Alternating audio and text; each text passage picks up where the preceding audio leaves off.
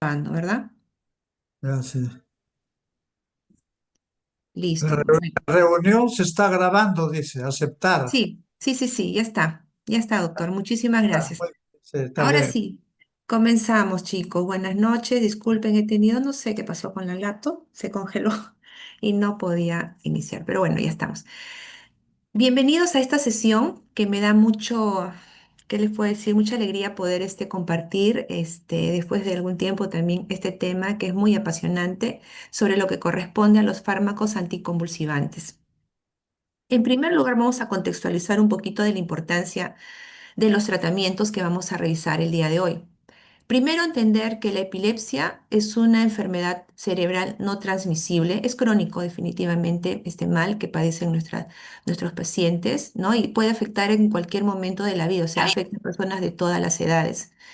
Se menciona, según fuente OMS, que alrededor de unos 50 millones de personas a nivel mundial la van a padecer y que cerca del 80% de los pacientes viven en países de ingresos bajos y medianos. Eso quiere decir básicamente que no va a ser una diferenciación en lo que son la condición social de nuestros pacientes. Asimismo, se estima que el 70% de las personas con epilepsia podrían vivir sin convulsiones si se diagnosticaran y trataran adecuadamente.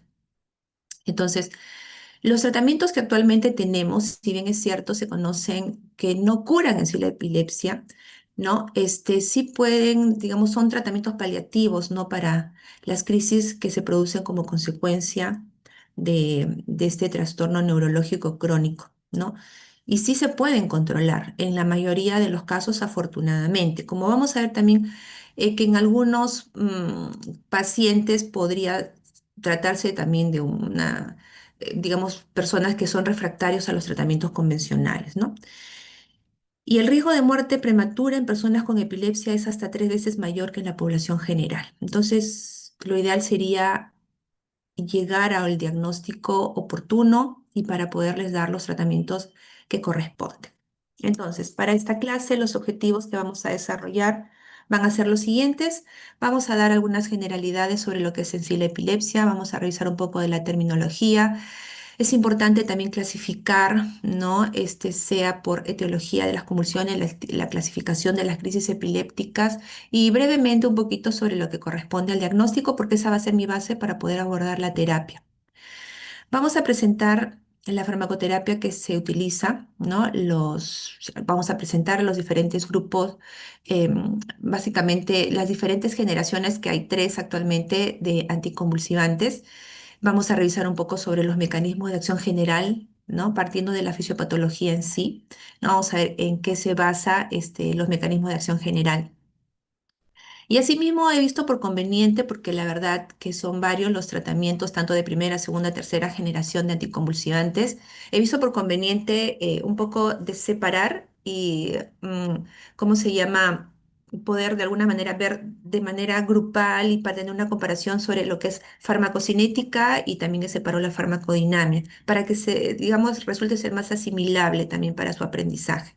Por eso que acá lo tengo en los objetivos 3 y 4. Vamos a desarrollar farmacocinética, tanto de los tratamientos anticonvulsivantes de primera y segunda, tercera generación, igual para la farmacodinamia. Y voy a comentar el uso de las benzodiazepinas en el tratamiento de las convulsiones y tratamientos anticonvulsivantes de tercera generación. Lo separé aquí porque en algunos casos, en algunas literaturas, mencionan a las benzodiazepinas como que de segunda generación, otros como que de tercera generación. La verdad, acá lo importante también es identificar en qué casos podríamos utilizarlas, ¿no? Y vamos a, en el último punto, comentar sobre las interacciones de estos tratamientos anticonvulsivantes, el uso de anticonvulsivantes en el embarazo, que es muy importante, no como manejo a una paciente que queda gestando y es una paciente epiléptica, ¿no? Entonces, y principios generales del tratamiento. Veamos un poco sobre lo que es la terminología. ¿De dónde proviene este término de epilepsia? Bueno, definitivamente de la palabra griega epilambanein, que significa ser atacado, y de ahí también que se suele decir ataques epilépticos, ¿no? Epilepname, que es ser atacado. La OMS y la Liga Internacional contra la Epilepsia, LILAE, la define como una afección neurológica crónica recurrente y repetitiva de fenómenos paroxísticos, es decir, aparecen de un momento a otro, de manera inesperada, ¿no? De inicio súbito, ocasionado por descargas desordenadas y excesivas de las neuronas cerebrales. Entonces, aquí ya comenzamos a ver de que el problema de la epilepsia tiene que ver definitivamente con unas descargas desordenadas y excesivas a nivel neuronal. O sea, hay una falla a nivel neuronal en nuestros pacientes. Entonces, la epilepsia es una enfermedad crónica, ¿no? Que se caracteriza a sí mismo por la presencia de episodios críticos recurrentes que se denominan crisis epiléptica o crisis convulsivas, que también comúnmente se llama. Pero tenemos que entender que dentro de las crisis epilépticas pueden ser tanto de origen motor, que es la que se suele, digamos, observar, ¿no? Que son las convulsiones que traen movimientos, digamos, ¿no? Pero también no solamente pueden ser de esta manera las manifestaciones de las crisis epilépticas, sino que también pueden ser de origen sensitivo, autonómico o psíquico. Entonces, el paciente, su función neuronal puede estar presentándose crisis epilépticas, pero no se pueden observar, digamos, para otra persona, ¿no? Entonces, la persona en sí, su funcionamiento neuronal está digamos, ya alterándose, hay una hiperactividad neuronal de por medio que no se ve, pero sí lo pueden, digamos, manifestarse a través de ciertas herramientas que tenemos para el diagnóstico, ¿no? Bien, vamos Mañana, a apaguen mañana los, no. cierren los micrófonos, por favor. Ya, gracias. Entonces, estábamos mencionando que también pueden haber crisis epilépticas, no solamente de origen motor, sino también sensitivo, autonómico, psíquico. Y mencionábamos que, vamos a ver más adelante, por ejemplo, hay un tipo de crisis epiléptica de tipo generalizada, inclusive, que es abarca ambos hemisferios, pero no hay movimiento. Eso se denomina, por ejemplo, es una crisis tipo crisis de ausencia, que lo vamos a ver más adelante en una foto. Ahora, estas crisis se relacionan con descargas anormales y excesivas de un punto del sistema nervioso central llamado el foco epileptógeno. Entonces, una crisis parte de un foco epileptógeno y depende también qué tipo de crisis se presente, porque pueden ser varios focos epileptógenos a la vez que se presentan y de ahí que dentro de la clasificación vamos a ver si se denominan o son, digamos, crisis de tipo parciales o de tipo generalizadas. Pero entonces, punto de partida ante este trastorno del funcionamiento neuronal que es la epilepsia, se van a producir crisis epilépticas que van a poder ser de tipo motor, sensitivo, autonómico, psíquico, y a su vez que tenemos que entender que esas crisis epilépticas son como consecuencia de la presencia de focos epileptógenos, ¿correcto? Y ese foco es grupo de neuronas que tienen una alteración de por medio, ¿no? Entonces vamos a ver qué tipo de alteraciones pueden presentar estas neuronas, ¿no? Ahora, la hiperactividad neuronal de la crisis se puede registrar mediante el electroencefalograma con el trazo de patrones y ondas y signos característicos. Dependiendo del tipo de crisis epiléptica que presente nuestro paciente, se van a dar los diferentes tipos de gráficas, ¿no? Como que la vemos ahí en la parte inferior, en la diapositiva, para tener una idea más o menos a qué se refiere esto de los patrones y ondas y signos característicos de los determinados o diferentes tipos de crisis. Hay una variedad enorme, ¿no? De síntomas, ¿no? Y patrones del electroencefalograma, pero esto va a ser la base para la clasificación de diversas formas de crisis, ¿no? Esta clasificación ha sido definitivamente de gran utilidad para definir el diagnóstico y su respectivo tratamiento. Si bien es cierto, lo que me compete, y me convoca es enseñarles lo que es la parte de la farmacología, los tratamientos que se utilizan para, digamos, las crisis epilépticas o convulsivas, sí tengo que mencionar, dar una base sobre lo que sería parte de lo que es el diagnóstico, ¿no? Muy breve, muy general, en función a Goodman y Hillman también voy a utilizar las clasificaciones, por ejemplo, para poder abordar lo que va a ser los tratamientos. Entonces, esto lo voy a ver de una manera un poco general, pero necesito dar la base para que se tenga una idea ante qué tipo de problema de salud trae mi paciente. Sí, es un paciente que es epiléptico, pero hay que determinar específicamente qué tipo de crisis es lo que presenta para poderle dar en función a la crisis que presenta mi paciente, digamos, determinar qué tipo de crisis convulsiva, darle el tratamiento que corresponde. Entonces, recapitulando un poco la terminología, Recordamos, la epilepsia es trastorno de la función cerebral, que se va a caracterizar por el surgimiento periódico impredecible de convulsiones. Las convulsiones, como tal, se refieren a un trastorno transitorio del comportamiento que va a ser causado por la activación desordenada, sincrónica y rítmica de poblaciones enteras de neuronas cerebrales. Y hemos hablado que las crisis epilépticas o las crisis convulsivas pueden ser tanto de origen motor, sensitivo, autonómico o psíquico, ¿ya? A ver, no me vayan a hacer travesuras, están que rayan por ahí las diapositivas, por favor. En esta imagen vemos como que un foco epileptógeno para tener una noción a lo que se refiere, ¿no? El inicio de la crisis a través de focos epileptógenos. Y aquí, por ejemplo, estaríamos viendo un foco epileptógeno en un lado del hemisferio. Y como consecuencia de esta, digamos, alteración eh, dentro de las neuronas, tengo que abordar lo que es la excitabilidad neuronal. Vamos a ver un poquito y entender un poquito por qué es que se producirían estas crisis epilépticas. Ahora, esto lo tomé, me pareció bastante interesante, muy directo. Lo tomé esta información de esta revista de la Facultad de Medicina, una revista mexicana de fisiopatología de la epilepsia, donde nos dice lo siguiente. ¿No? Un poquito para entender a qué se debería la excitabilidad neuronal, que es lo que conlleva a la presencia de focos epileptógenos que van a manifestarse en crisis epilépticas, ¿no? Por ejemplo, nos dice que las neuronas anormales que forman parte del foco de epileptogénesis muestran alteraciones estructurales. Miren, interesante porque nos dice ese foco de epileptogénesis es como consecuencia de alteraciones a nivel de la membrana de las neuronas, ¿no? Dice que muestra unas alteraciones estructurales en su membrana. Esto va a condicionar a que haya modificaciones sustanciales en sus características electrotónicas y por ende en su potencial de equilibrio y velocidad de conducción. Entonces, los procesos moleculares que convergen con la aparición de esta serie de alteraciones dieléctricas, o sea, una mala conducción eléctrica entre neurona y neurona, dependen fundamentalmente de la actividad de receptores, tanto ionotrópicos como metagotrópicos. Es decir, estas alteraciones que van a presentar estas neuronas, ¿no? Pueden traer como consecuencia, digamos, alteraciones dieléctricas a nivel de receptores. Y acá comienza a deslizarse ya terminología que nos va a ayudar muchísimo a entender por dónde iría la terapia farmacológica, porque al haber una alteración dentro de lo que es la membrana de la neurona, tenemos que situarnos un poco qué es lo que hay dentro, o digamos, sobre estas membranas neuronales. Van a haber definitivamente receptores, que pueden ser tanto receptores ionotrópicos o metagotrópicos, ¿no? Que ya ustedes lo han visto también en la teoría, hemos ahondado, digamos, en lo que es el seminario y hemos identificado qué nos referimos con este tipo de estructuras de receptores.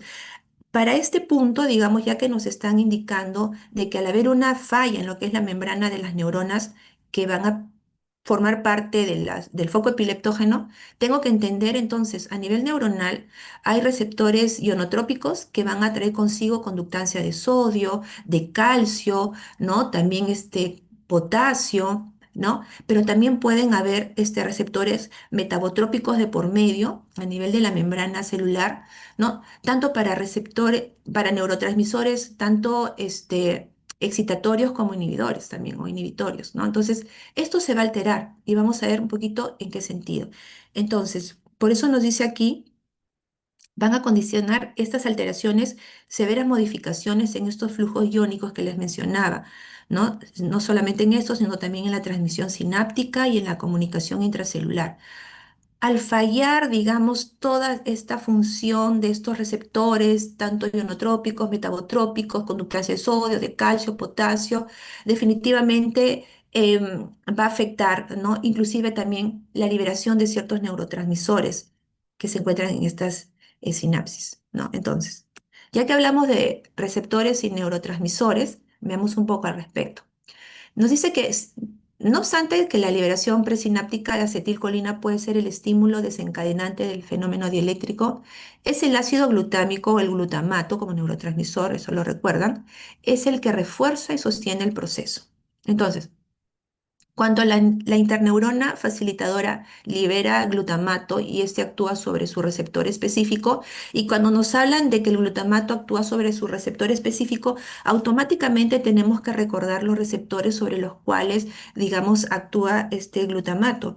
Hasta el momento, por ejemplo, se conocen alrededor de 12 receptores para el glutamato. Dentro de los más conocidos tenemos al AMPA, al NMDA, hay otro también que es de, y estos dos son de tipo ionotrópicos, y el kainato también, que es otro tipo de receptor ionotrópico para el neurotransmisor glutamato. Pero también el glutamato posee también receptores metabotrópicos. Y aquí, por ejemplo, tenemos 8 tipos de receptores metabotrópicos sobre los cuales puede actuar el glutamato. Y tenemos tres tipos de grupos, grupo uno, 2, 3, ¿no? Con sus respectivos receptores, mGlu2, mGlu-R1, mGlu-R2 o receptores uno, 2, 3, ¿no? Dependiendo del tipo de grupo al que corresponden. Pero estos metabotrópicos, por ejemplo, los del grupo uno están relacionados a una proteína quinasa, perdón, a una proteína G, porque son metabotrópicos, proteína quinasa GQ, y los del grupo 2 y 3 para proteína G. ¿Por qué les menciono esto?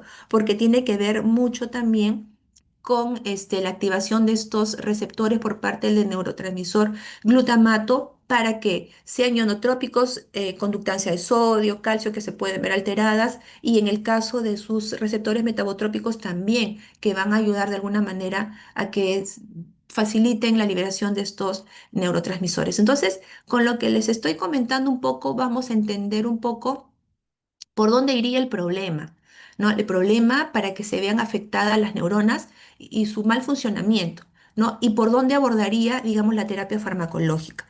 Entonces, como dice acá, mencionábamos que cuando la interneurona facilitadora libera el glutamato y esta actúa sobre un receptor específico, y mencionaba lo de los receptores para el glutamato, se activa una proteína sinasa que, al promover un influjo sostenido de calcio, da lugar a la formación del complejo calcio-calmodulina, el cual estimula a su vez a otros receptores facilitadores que, además de incrementar la liberación de más neurotransmisores al medio, se van a estimular a que haya más liberación de este tipo de neurotransmisores. Ahora, pero durante el proceso de epileptogénesis, ¿qué se ve? Que disminuye también la actividad del ácido gamma aminobutírico.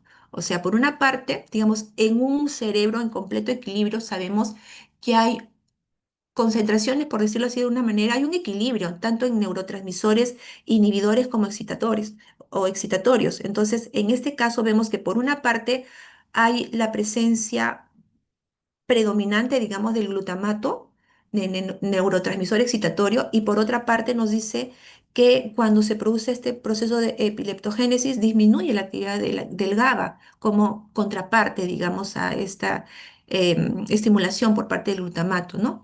El que como neurotransmisor, el GABA inhibe la actividad de las neuronas postsinápticas en condiciones homeostáticas, o sea, es la contraparte. Pero aquí vemos que ya hay algo que comienza a, digamos, alterarse el equilibrio de estos neurotransmisores.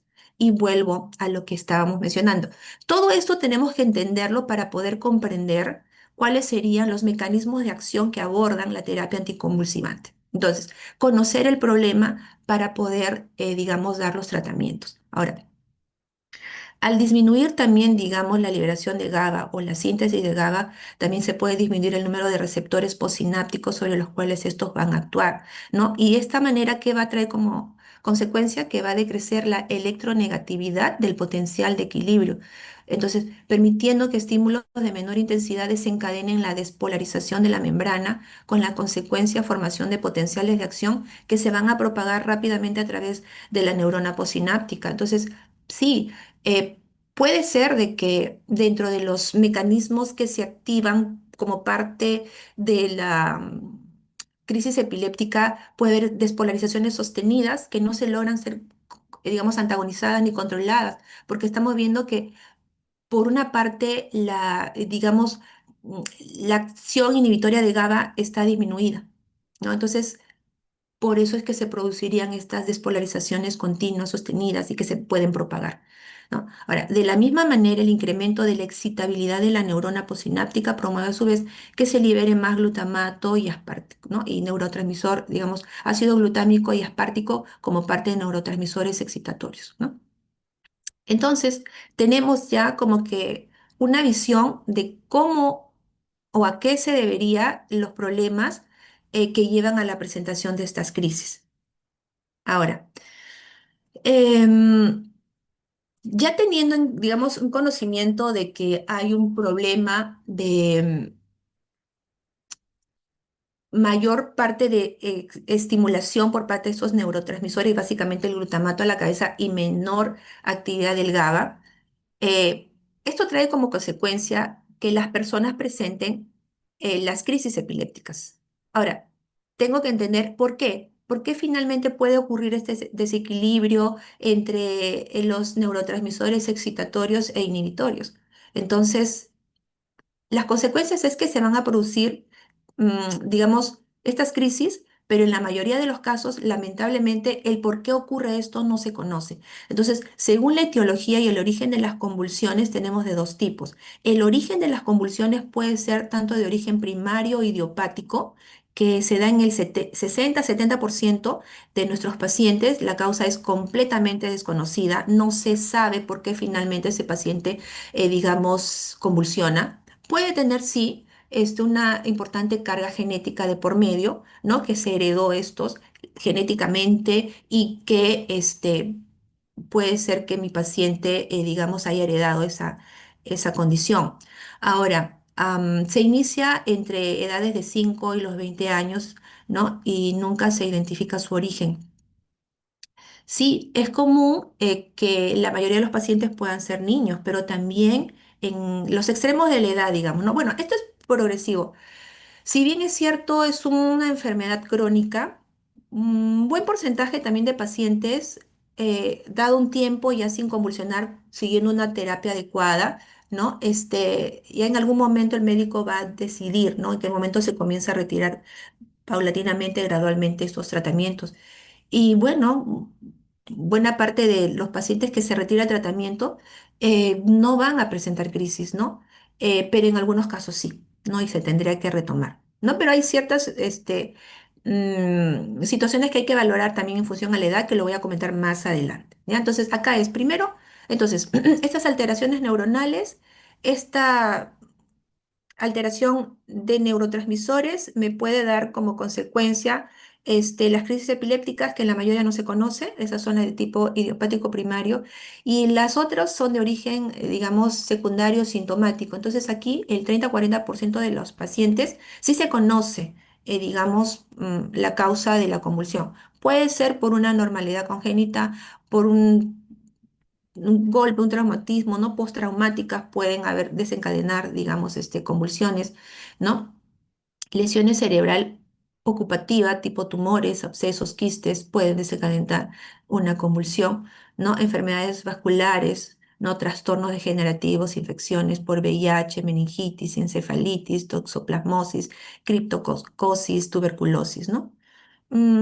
Enfermedad vascular, y por ahí revisando dentro de la literatura miraba mucho que también esto está bastante de la mano también en algunos casos en cuestión de la edad, ¿no? En pacientes ya de la tercera edad. Pero bueno, entonces la clasificación de las epilepsias según el origen pueden ser dos tipos: primario y secundario. O sea, idiopática, la mayoría de casos no se conoce por qué se producen estas convulsiones, y el segundo tipo de origen secundario sintomático, donde sí se conoce la causa de la convulsión. Ahora, a su vez, ya tenemos, digamos, que la mayoría de los pacientes no conocemos el origen de las convulsiones, y ante eso se va a tener que enfrentar.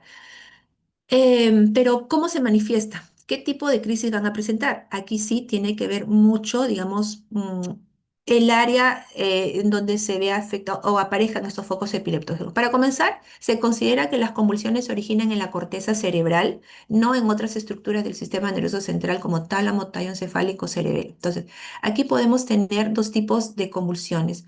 O sea, dependiendo de los hemisferios que se vean comprometidos. Se considera que son crisis de tipo convulsiones parciales, cuando solamente aparecen focos epileptógenos en un lado del hemisferio y que no se propagan al otro hemisferio. Entonces quedan en ese lado, ¿no? Entonces aquí tenemos a su vez, dentro de las convulsiones parciales, pueden ser simples, complejas, parciales con convulsiones tónico-clónicas generalizadas o secundariamente generalizadas, ¿no? Dentro de las generalizadas tenemos crisis de ausencia, mioclónicas y tonicoclónicas. Y en este caso, en las figuras que puse en la parte inferior, vemos como que nos dice convulsión parcial en el lóbulo derecho, o sea, acá vemos solamente una línea roja donde me señala que en ese lado solamente se estaría iniciando el foco epileptógeno que no se va a propagar al otro lado, ¿no? Entonces, en el caso de la convulsión, por ejemplo, parciales con generalizaciones secundarias, o sea, pasa una parcial simple a compleja a una generalizada. Bueno, la generalizada, como vemos acá, vemos estas 5 flechitas en este lado de, digamos, de mi diapositiva, y entonces los focos epileptógenos son varios al mismo tiempo. Entonces, este tipo de clasificación también va a ser muy importante y lo estoy tomando de lo que es Goodman y Hillman, la clasificación porque me va a ayudar como base, les mencionaba, para poder entender, o sea, voy a conocer los fármacos en un momento, pero ¿cuándo y cómo voy a utilizarlos? Bueno, esos fármacos que vamos a ver en un momento se van a tener que administrar dependiendo del tipo de crisis epiléptica que presente mi paciente. Y esas crisis pueden ser, independientemente sean de etiología primaria o secundaria, a las crisis a las que nos vamos a enfrentar pueden ser convulsiones parciales o convulsiones de tipo generalizadas. Entonces, dependiendo del tipo de crisis, ya hay protocolos que nos señalan qué tipo de tratamientos tenemos que utilizar. Y rápidamente vamos a revisar cuándo se dice que son convulsiones parciales o de tipo generalizadas, ¿no? La primera es la única, la parcial simple, donde hay digamos, el paciente no pierde el conocimiento, ¿no? Entonces, ¿cómo se manifiesta? Depende de la corteza que se vea, digamos, activada por la crisis convulsiva. No sé si ahí, por ejemplo, si se expresa a nivel del pulgar izquierdo, entonces hay sacudidas en el pulgar y eso ya sería un tipo de crisis, ¿no? Y aquí no hay pérdida del conocimiento. Las demás sí, en adelante ya hay y traen consigo una pérdida del conocimiento. Tenemos, por ejemplo, las parciales complejas. Aquí es tipo, nos dice que hay una pérdida del conocimiento que puede durar entre 30 segundos, 2 minutos, aunados a movimientos como que chasquear los labios, comienzan a chasquear los labios eh, frecuentemente o de repente están que agitan la mano, ¿no? Agitan la mano del paciente y entonces eso ya es un tipo de crisis de tipo parciales, ¿no? Y el electroencefalograma nos va a revelar un foco de inicio con escasa propagación, ¿no? En el caso de las tónico-clónicas generalizadas de manera consecutiva, aquí parte la crisis con una parcial simple o con una parcial compleja y luego se generaliza, ¿no? Entonces, por eso se llama secundariamente generalizadas. Ahora, dentro de las de tipo generalizadas, tenemos, según Goodman y Hillman, porque esto es más complejo y en clínica lo van a ver con más detalle, tenemos las de tipo crisis de ausencia, convulsiones mioclónicas y las convulsiones tónico-clónicas. Crisis de ausencias o petit mal, que se conocía, y las tónico-clónicas o gran mal, que también se les conocía, ¿no? En las crisis de ausencia hay pérdida del conocimiento repentino, aunado a una mirada fija, se interrumpen las actividades, ¿no? que se estaban haciendo y puede durar menos de 30 segundos. Entonces, una persona puede estar haciendo cualquier actividad y se queda paralizado, su mirada fija en un punto, como que lo vamos a ver en una foto más adelante y está presentando una convulsión de tipo generalizado, o sea, varios focos epileptógenos que están comprometiendo ambos hemisferios. Las convulsiones mioclónicas son como que tipo descarga eléctrica, ¿no? Son como que de un segundo y están circunscritas a una parte, por ejemplo, puede ser una extremidad o de manera generalizada. Es como una descarga eléctrica, se menciona, ¿no? Y se caracteriza porque el electroencefalograma va a presentar varios focos de inicio, ¿no? En el caso de las convulsiones tónico-clónicas, como vemos aquí en la foto, mezcla convulsiones tanto de fase tónica, como vemos ahí al niñito en el dibujo, completamente rígido, los músculos, ¿no? Y la otra fase de convulsión, que es la clónica, que es contracción y relajación a la vez, muy, muy brusco ambos, y se mezclan ambos, ¿no? Esto es muy, ¿qué les puedo decir? Muy grave si es que no se le atiende rápidamente al paciente, ¿no? Haciendo un paréntesis, en laboratorio vamos a simular in vivo este tipo de crisis generalizada, ¿no? Una convulsión tónico-clónica que lo vamos a ver en el laboratorio a nivel de experimentación. Entonces, revisemos un poco para poder abordar mis estrategias farmacológicas. Ahora, sí va a ayudar mucho, se menciona también un poco, porque como el paciente pierde el conocimiento, ¿no? Algún familiar, alguna persona que ha estado cerca a los pacientes para que nos digan y nos manifiesten un poquito lo que ocurrió, ¿no? Pero bueno, dentro de lo que son los tipos de crisis epiléptica, por ejemplo, hay un cuadro clínico que es una convulsión típica que se llama el gran mal. El ataque va precedido de un cuadro denominado aura, aunque se menciona que esa aura también lo puede percibir los pacientes que son epilépticos. Eso quiere decir que el paciente ya presiente que se viene la crisis, ¿no? Entonces, ¿qué puede pasar en este caso del tipo Grand mal? Puede haber una cefalea previa, un cambio de humor y una letargia, ¿no? Durante el ataque, el paciente pierde el conocimiento y en muchos casos la aparición del ataque también puede ser sin aura, ¿no? Es impredecible y puede ocurrir inclusive durante el sueño, mientras el paciente está descansando, ¿no? Ahora, hay factores definitivamente que pueden precipitar la crisis, ¿no? Como que el paciente no esté descansando adecuadamente, que no esté tomando su medicación adecuadamente, ¿no? El uso de alcohol, estrés emocional, luz, ruidos, etcétera, fiebre inclusive. Pero bueno, ya pasando a lo que sería en sí el diagnóstico, ¿no? Definitivamente se van a requerir de diferentes tipos de exámenes auxiliares, tipo el electroencefalograma, para determinar el tipo de epilepsia y tratamiento que se va a seguir. Tomografía, resonancia cerebral, que pueden determinar también la localización y la naturaleza del foco epileptógeno, ¿no? Y otros exámenes tipo estudios serológicos, análisis de líquido cefalorraquídeo, función renal y hepática, entre otros, digamos, herramientas que se van a necesitar para poder llegar al diagnóstico adecuado. Ahora, am, acá nos dice, ¿no? El anticonvulsivo ideal suprimiría todas las convulsiones sin generar efectos adversos de ninguna clase. Claro, eso lo voy a tomar como que también como objetivos. Mm, pero como parte de la historia de los anticonvulsivantes, se menciona que al inicio, cuando se comienzan a crear estos tratamientos anticonvulsivantes, lo que se quería era encontrar el tratamiento anticonvulsivante que pueda cubrir todos los tipos de crisis. Hemos visto que son varios tipos de crisis y eso que es dentro de la clasificación más, digamos, corta y precisa, pero esto es un poquito más amplio, inclusive ya lo verán más adelante. Pero bueno, como conforme se fue investigando y entendiendo más este problema de salud en el paciente, se vio que, bueno, son diferentes los mecanismos que pueden llevar al paciente a producir estas crisis epilépticas. Ya hemos hablado a nivel neuronal, las alteraciones iónicas, muchos, o sea, muchos mecanismos de por medio que podrían originar las crisis. Entonces, finalmente, no existe un tratamiento que pueda cubrir y, digamos, atacar e inhibir todo cualquier tipo de crisis. Entonces, ¿cuál sería el tratamiento ideal? Y esto lo voy a colocar como que objetivos, o sea, dentro de los objetivos que nosotros deseamos alcanzar con el tratamiento es que ese tratamiento que nosotros vayamos a elegir pueda suprimir las convulsiones en nuestros pacientes, ¿no? Que sea muy efectivo suprimiendo las convulsiones. Ahora, como segundo objetivo, digamos, alcanzar es que el tratamiento que sea el ideal, o sea, que inhiba y logre suprimir las convulsiones, no debería causar efectos adversos que puedan de alguna manera limitar, agregaría yo a esto, la vida diaria del paciente.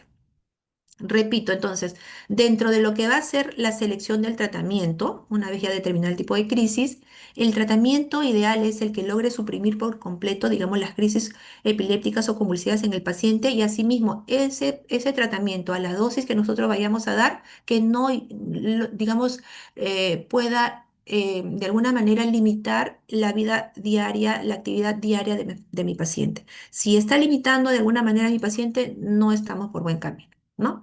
Entonces, tiene que ser tolerable estos tratamientos. Entonces, los fármacos de uso actual logran el control de la actividad convulsiva en algunos pacientes, no sin causar en muchos casos efectos no deseados que varían en gravedad, desde trastornos mínimos del sistema nervioso central hasta muerte por anemia plástica o insuficiencia hepática, por ejemplo. Ahora sí. redondeemos ideas. Ahora, ya estamos viendo un poco lo que es la terminología, parte de la fisiopatología, ¿no? Los tipos de crisis. Vamos a ver ahora los tratamientos. Ya luego vamos a unir ambos aspectos. Entonces, ¿qué tratamientos tenemos y contamos actualmente? ¿No? Nos dice, por ejemplo, que los fármacos antiepilépticos pertenecen a grupos de composición heterogénea. La estructura química de algunos de ellos se muestran en estas figuras, por ejemplo, ¿no? Acá tenemos la estructura de la fenitoína con fenobarbital o el fenobarbital comprimido, no son muy parecidos, ¿no? Pero que nos dice, aunque existen ciertas semejanzas estructurales entre algunos anticonvulsivantes, no siempre comparten el mismo mecanismo de acción o su espectro terapéutico. Em, Actualmente se manejan tres tipos de generaciones de tratamientos anticonvulsivantes, ¿no? Dentro de la de primera generación tenemos al fenobarbital, la fenitoína, etosuximida y primidona.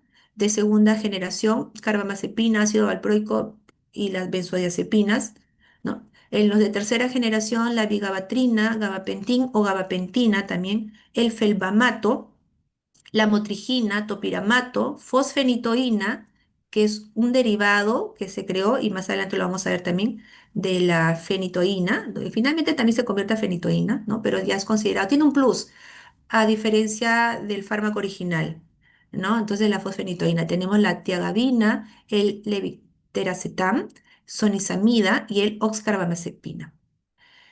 Cuando veamos generaciones nuevas, es porque los nuevos fármacos de las nuevas generaciones deben traer algún plus adicional a las generaciones que la preceden. Entonces, ¿qué de novedad traen estas generaciones si comparamos unas con otras? Nos dice que los antiepilépticos de segunda generación, como la carbamazepina y el ácido valproico o el valproato, han ido sustituyendo a los de primera, ya que tienen una eficacia muy similar a los de primera generación, pero van a ser mejor tolerados y eso es bueno para poder alcanzar uno de los objetivos dentro de la terapia anticonvulsivante. Y va a tener un mejor perfil farmacocinético. En cuanto a las benzodiazepinas, su uso crónico está limitado por sus efectos secundarios y por el desarrollo de tolerancia.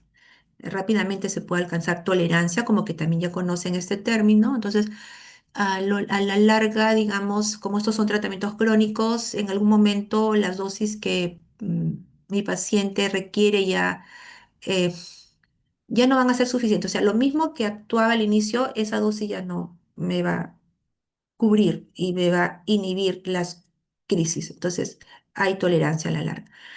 Los antiepilépticos de tercera generación se van a caracterizar por una buena tolerabilidad y porque tienen menos interacciones entre sí y con otros fármacos que los de primera generación.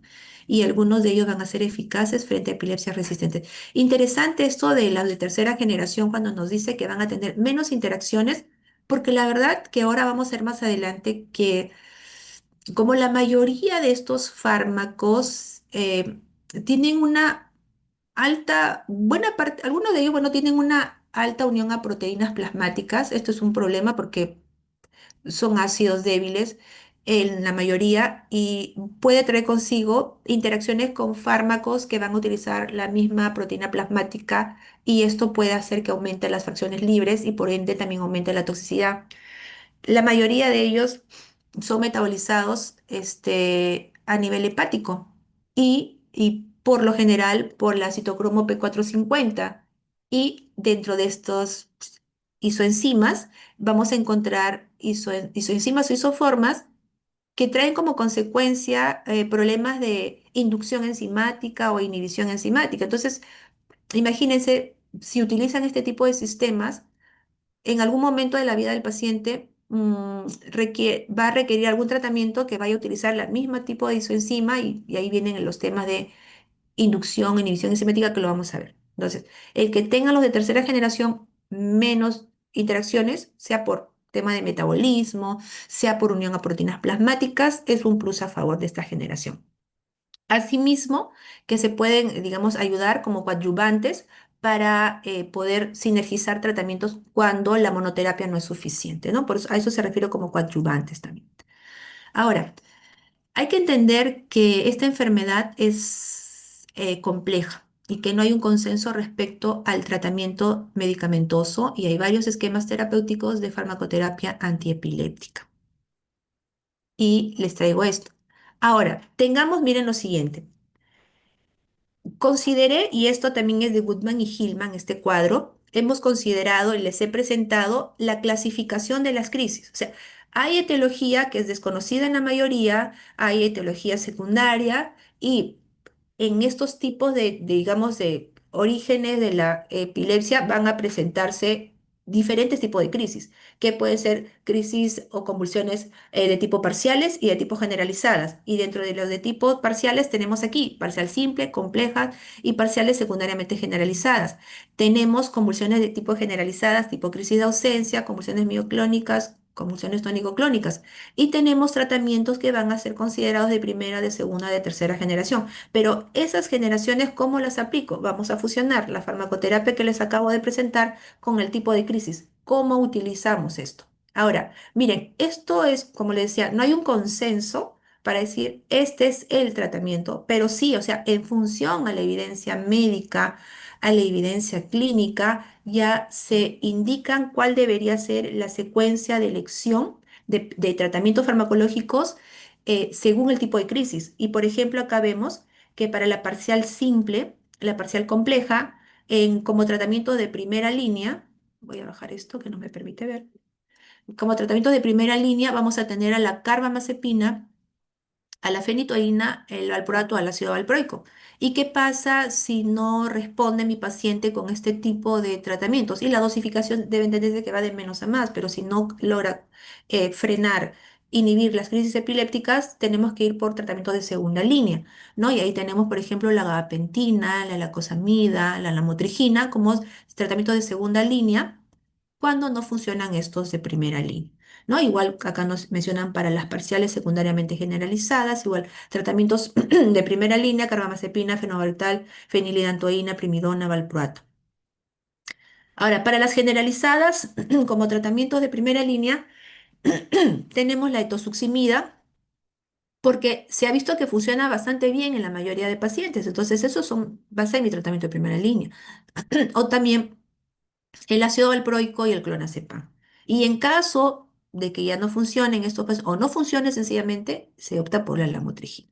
Y así vamos a ver, digamos, de esta manera, ver la manera aplicativa de cómo elegir estos tratamientos, ¿no? Ahora, tengo ya la idea de cómo es que se utilizan los tratamientos, eh, pero cómo es que funcionan para cada tipo de crisis.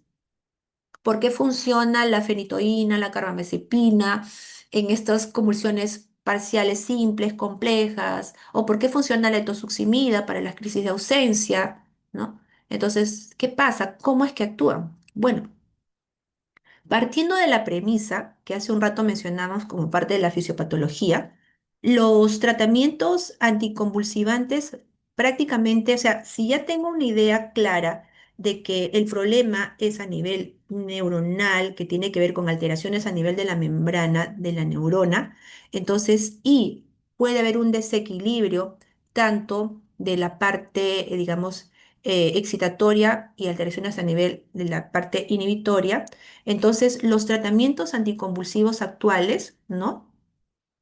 Van a ir básicamente orientados tanto al accionar tanto de las sinapsis excitadoras como las sinapsis inhibidoras.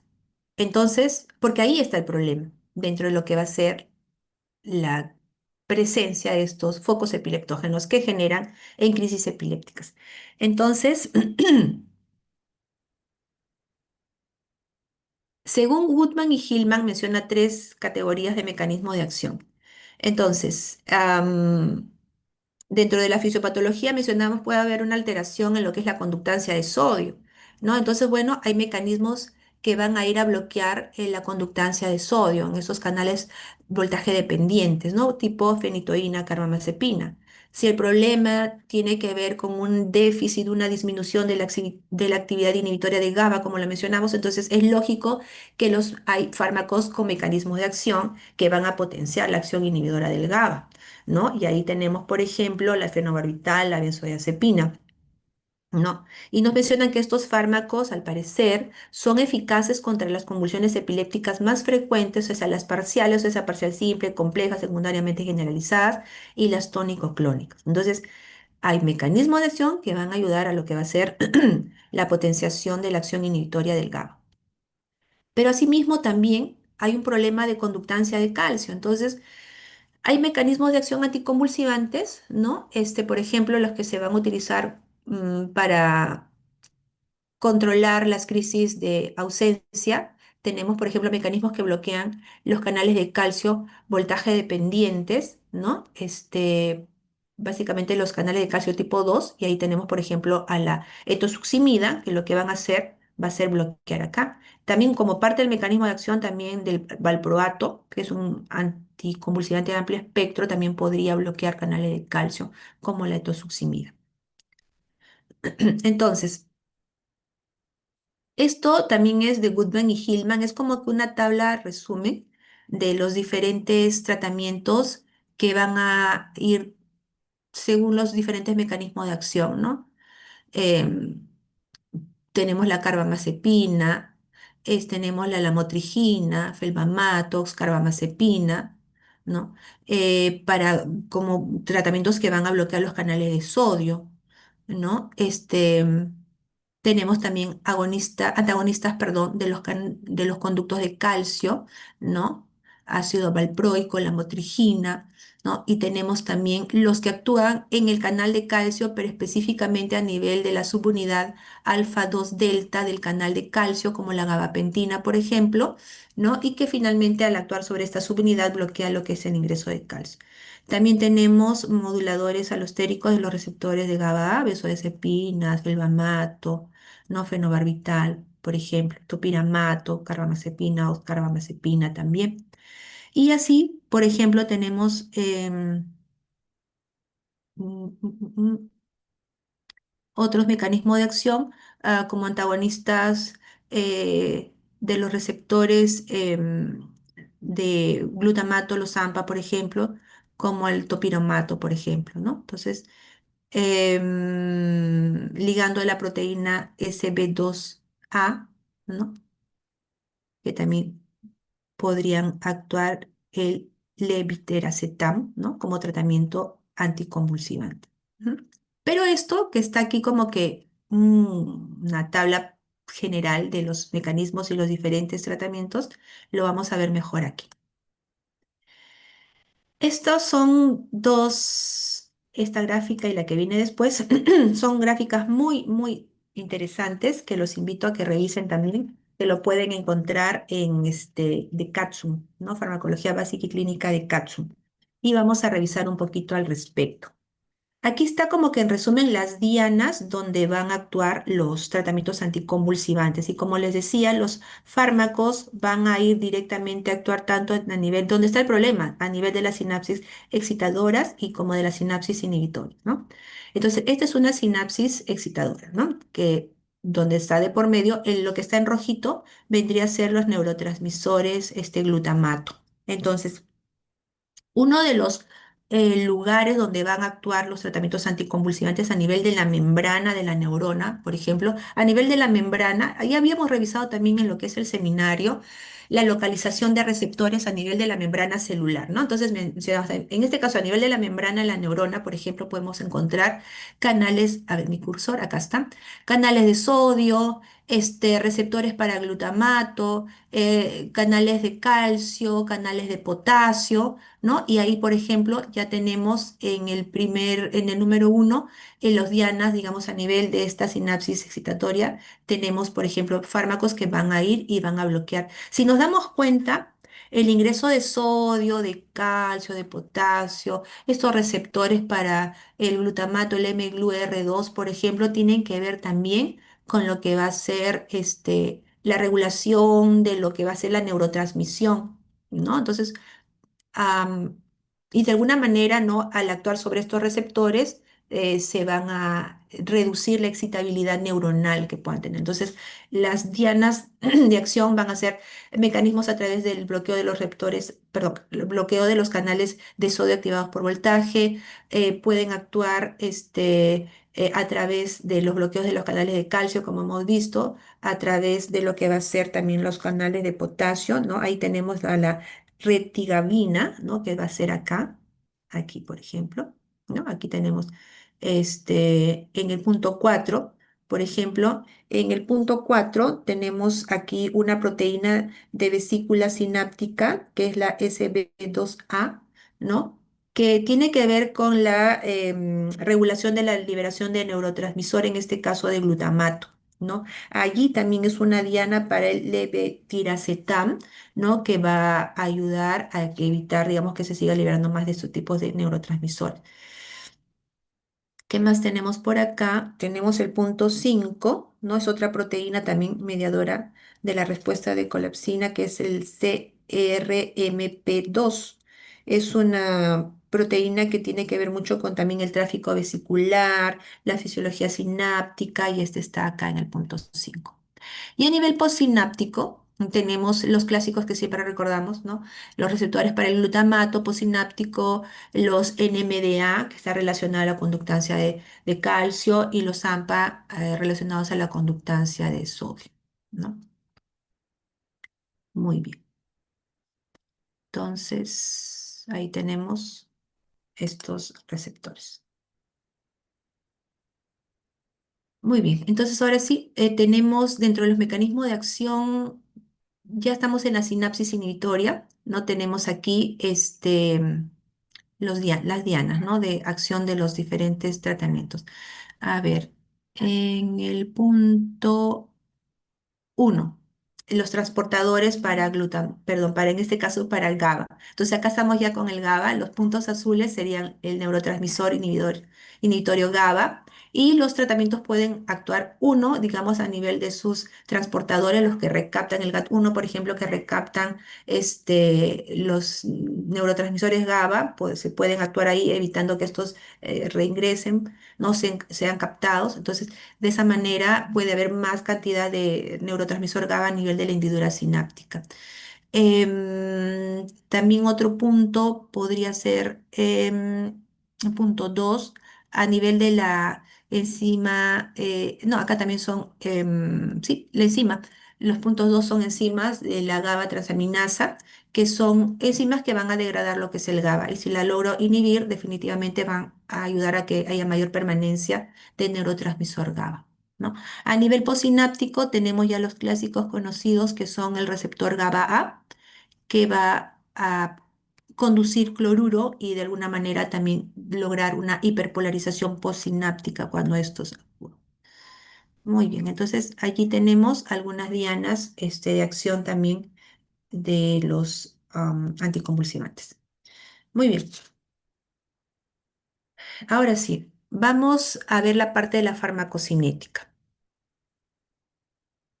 La farmacocinética, como les había comentado, es bastante compleja, pero he tratado de ser lo más asimilable posible, ¿no? Entonces nos dice que la mayoría de los fármacos se van a administrar por vía oral, y definitivamente se necesita que lleguen a atravesar la barrera hematoencefálica para que alcancen el sistema nervioso central, porque ahí están las neuronas que están con problemas, y ahí es donde tenemos que atacar con la terapia, ¿no? Ahora, si bien muchos de estos compuestos son poco solubles, su absorción suele ser buena, o sea, estamos hablando de una absorción entre el 80 al 100% de la dosis que llega a la circulación. Esto es interesante, chicos, porque hasta el momento, cuando hemos estado estudiando la parte, por ejemplo, lo hemos visto en la teoría, lo hemos visto en el seminario, y desde lo que es el conocimiento básico se parte, por ejemplo, se conoce que los fármacos en función a la biodisponibilidad, ¿no? Partiendo de que los de la vía endovenosa tienen una biodisponibilidad del 100%, la que son de repente los de vía oral pueden tener menos del 50% de biodisponibilidad, es una generalidad, ¿no? Porque dependiendo de la naturaleza química de los fármacos, miren lo que podemos lograr, que inclusive siendo y sufriendo un metabolismo de primer paso importante, ¿no? Para algunos de ellos les conviene porque van a producirse metabolitos activos, ¿no? Entonces se logra una biodisponibilidad del 80 al 100%, ¿no? siendo en su mayoría también las administraciones por vía oral. La mayor parte de los fármacos anticonvulsivos, excepto la fenitoína, tiagabina y el ácido valproico, no se unen en gran medida a las proteínas plasmáticas. O sea, la fenitoína, tiagabina y el ácido valproico se unen ampliamente a las proteínas plasmáticas. Los fármacos anticonvulsivos se van a eliminar principalmente a través de mecanismos hepáticos. Muchos se convierten en metabolitos activos que también se eliminan por el hígado. Entonces, como les decía, viene por vía oral, sufre metabolismo de primer paso y vamos a ver en algunos de ellos al pasar por el hígado van a producirse metabolitos activos. Se distribuyen principalmente en el agua corporal total, su eliminación plasmática es lenta en términos relativos, por eso muchos anticonvulsivos se consideran como que de mediana acción o acción prolongada. Tienen sus tiempos de vida media, digamos, mayores a 12 horas y que tiene mucho que ver también dependiendo si hay metabolito activo que puede hacer que amplíe más su permanencia en el organismo, ¿no? Y como mencionaba hace un rato ya, varios de los fármacos anticonvulsivos antiguos son potentes inductores de las actividades de las enzimas microsomales hepáticas. Ahora, esta tabla que les traigo, ¿no? Estas tres tablitas, son tablitas de mi autoría, ¿no? Entonces, traté de lo posible de hacer una comparación de los fármacos que estamos tocando en clase de primera, segunda y tercera generación, tal que aquí vemos primera generación, fenitoína, etosuximida, fenobarbital, primidona, dentro de los de segunda generación, la carbamazepina, el ácido valproico, ¿no? El diazepam, y dentro de la de tercera generación, alfelbamato, lamotrigina, gabapentina, topiramato, tiagabina. Asimismo, la vigabatrina, oxcarbamazepina, isfosfenitoína, ¿no? Ahora, vamos un poquito a analizar porque tendríamos para bastante rato explicar cada una de las particularidades farmacocinéticas, pero voy a llevarlos a que más o menos cómo lo van a ir analizando, estudiando esta tabla. Lo que sobresale, por ejemplo, lo más resaltante. Para comenzar, en el caso de la fenitoína, es un fármaco que se administra ya sea por vía endovenosa o por vía oral. La vía intramuscular está completamente contraindicada. Se preguntarán por qué.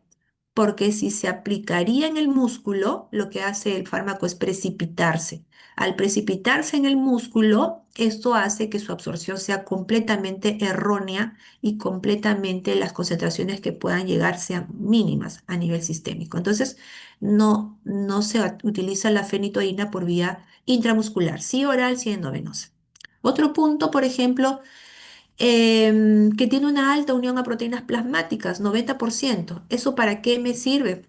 Para poder entender que cuando veamos la interacción con otros fármacos que se unen también a albúmina por lo general, si acá la fenitoína requiere solamente de un 10% para que, como fracción libre, para que actúe y gradualmente conforme se van desligando las proteínas, en ese porcentaje va a ir actuando, ¿no? Entonces, imagínense si ya un 90% está unido a proteína plasmática, el 10% funciona, digamos, como fracción libre y gradualmente se va desligando, repito, eso hace de que cuando haya una interacción que compitan por el mismo tipo de proteína plasmática, la fracción libre va a aumentar enormemente. Y vamos a ver las consecuencias en cuanto a las RAMs que se pueden presentar. Otro punto importante que les tiene que llamar la vista así cuando comiencen a revisar farmacocinética es cuando ya ustedes comiencen a ver estos isoformas, isoenzimas, CYP129, CYP1210 y CYP1219, automáticamente hay que ver qué pasa. O sea, hay inducción, hay inhibición enzimática y en este caso es un potente inductor enzimático, la fenitoína. Entonces, al ser un inductor enzimático, puede degradar más rápidamente o metabolizar más rápidamente otros fármacos que utilicen los mismos tipos de isoenzimas o isoformas. Otra característica interesante de la fenitoína es que tiene un tiempo de vida media que va de 6 a 24 horas. 6 a 24 horas, miren, así es que yo comparo con los tiempos de vida media de la toximida que dicen 60 horas puntual en adultos, más o menos algunas horas, no muchas, 30 horas en niños. Fenobarbital, tiempo de vida media 100 horas. Primidona, 5 a 15 horas y hasta 100 horas porque el metabolito que se va a producir acá como parte de la primidona es el fenobarbital.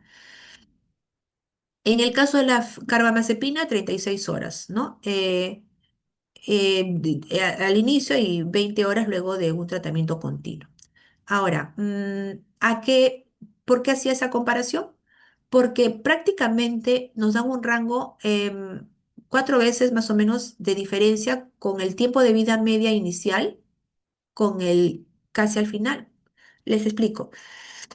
La fenitoína es un tipo de tratamiento que se conoce que ante un tratamiento crónico, que es lo que tiene, puede pasar de una cinética de eliminación de primer orden a orden cero. Eso quiere decir que con el tiempo de utilización, ¿no? Como esto es crónico, la cantidad de fármaco que se va a eliminar no va a ser igual que la cantidad de concentración plasmática que se encuentra en ese momento, porque los mecanismos de excreción se saturan. Y al estar saturados los mecanismos de excreción, definitivamente lo que se vaya a ir eliminando que va a ser menos de lo que realmente hay en sangre.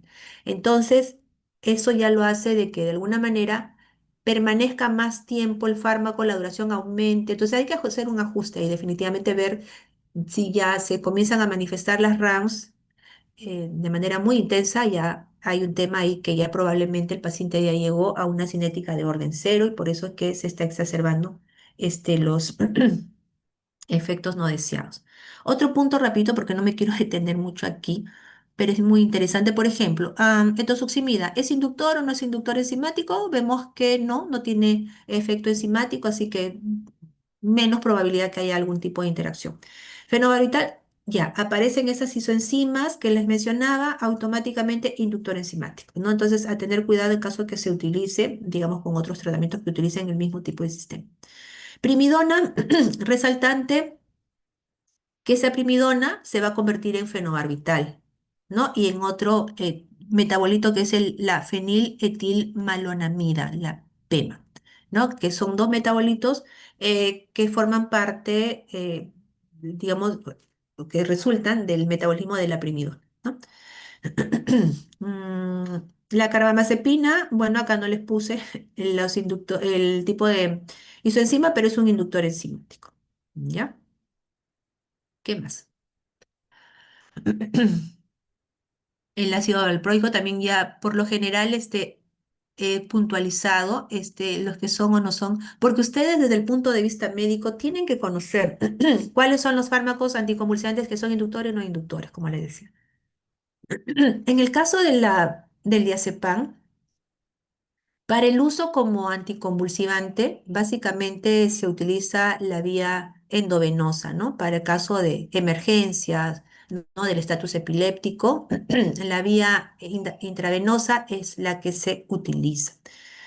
No le vamos a dar una vía oral, pues, ¿no? Porque estamos ante una emergencia y requiere el 100% de biodisponibilidad en ese momento. En el caso del diazepam, ¿no? También tiene sus metabolitos, como el oxazepam, que es un metabolito activo, por ejemplo. Y bueno, en el caso del diazepam es un inductor enzimático, pero en el caso del clonazepam no tiene un efecto enzimático, entonces sería una muy buena opción. En el caso de los de tercera generación, bueno, vemos allí, por ejemplo, el felbamato tiene una escasa unión a proteínas plasmáticas, ¿no? Menos probabilidad de interaccionar con algunos que requieran el mismo tipo de proteína plasmática. ¿Qué otro aspecto podríamos ver aquí? La gabapentina no inhibe o induce enzimas hepáticas, lo mismo que la lamotrigina, ¿no? El felbamato sí es un inductor enzimático. El topiramato, una inducción débil, o sea, es un inductor. El caso de la tiagabina no tiene, digamos, un efecto de inducción enzimática. En el caso de la fosfenitoína al ser metabolizada se va a convertir en fenitoína. Y la fosfenitoína, a diferencia de la fenitoína, sí se puede administrar por vía ya sea intramuscular o intravenosa. No se precipita y se va a absorber de manera uniforme. Entonces, es completa su absorción. Entonces, en el caso de la fosfenitoína, o sea, la fenitoína se mejoró como para poder ser administrada por vía intramuscular. Y finalmente, ya en el organismo se va a convertir a fenitoína y va a producir su mecanismo de acción, que a continuación lo vamos a ver. Esto es una tabla general también como para poder ver el tipo de interacción que pueden tener el fármaco con las enzimas hepáticas. Y ahí tenemos, por ejemplo, que si es un inductor enzimático, por ejemplo, la fenitoína, acá dice induce, si induce a qué tipo de enzima induce, también menciona la dos. Citocromo 2C y citocromo CYP2C o CYP3A, ¿no? Que es la 3A4, ¿no? Acá la gabapentina no produce inducción enzimática, vamos descartando acá quienes no son los inductores, ¿no? Y los que son inductores enzimáticos, oxcarbamazepina, por ejemplo, también, la primidona también, y mencionan el tipo de isoenzimas involucradas. En el caso de que también pueden, aparte de ser inductores, ¿no? Como vemos, como que la mayoría tienden a inducir enzimáticamente, hay casos particulares que pueden ser inductores e inhibidores a la vez, ¿no? Entonces, allí tenemos, por ejemplo, a la oxcarbamazepina, que aparte de ser inductor, también podría ser inhibidor enzimático, ¿no? Acá también vemos, puede inhibir la citocromo P450, no precisa, digamos, pero sí podría ser en el caso del fenobarbital. El fenobarbital sí puede ser inductor o inhibidor enzimático, ¿no? Y en el caso, por ejemplo, del ácido valproico, ¿no? Que puede ser el ácido valproico un inhibidor a través de la CYP12 9. Bueno, eso es algo como que generalidades. De verdad que para lo que va a ser esto es importante que conozcan, que lo identifiquen, pero concretamente en la práctica médica lo que tienen que es saber, de repente no se acuerdan las isoenzimas o isoformas, pero sí saber identificar quiénes son inductores y quiénes no. Ahora sí, no sé cómo vamos hasta allí. Si hay alguna pregunta, por favor, pueden levantar la mano, comentar. Vamos entonces. No sé cómo borrar esta línea que hace un rato hicieron por aquí, pero bueno. Ya. Ya pasando a lo que es la farmacocinética, vamos a ver los mecanismos de acción. Bueno, no solamente mecanismos, ya es toda la parte de farmacodinamia, efectos en general, ¿no? En el caso de la fenitoína, por ejemplo, nos dice que tiene una acción anticonvulsivante sin causar depresión general del sistema nervioso central.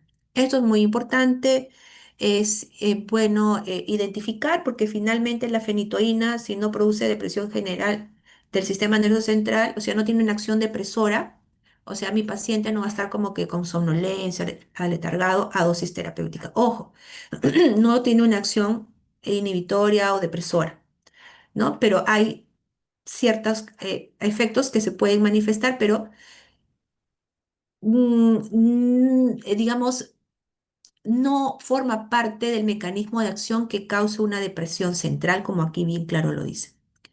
El mecanismo de acción le dice, bueno, es igual a la carbamazepina y vamos a ver a qué se refiere. Para resumir un poco, en el caso de la fenitoína, el canal voltaje dependiente tiene dos tipos de compuerta, la A que es la compuerta de activación y la I que es la compuerta de inactivación. Normalmente para cada despolarización se abren ambas compuertas y pasa el sodio. En el caso del mecanismo de acción que tiene la fenitoína y la misma carbamazepina, ellos van a hacer que se prolongue el estado de inactivación de la segunda compuerta. Entonces, aparentemente es como que entra el sodio, pero no, porque aquí esta compuerta de inactivación se mantiene cerrada. Entonces, lo que yo tengo que recordar claramente es de que se bloquean los canales de sodio. Ahora, en el caso del mecanismo de acción de la fenitoína, sí tengo que comentar lo siguiente, porque a veces ha pasado que cuando se consultan otras literaturas, ¿no? Se suele confundir lo siguiente. A ver, esto lo tomé de Goodman y Hillman.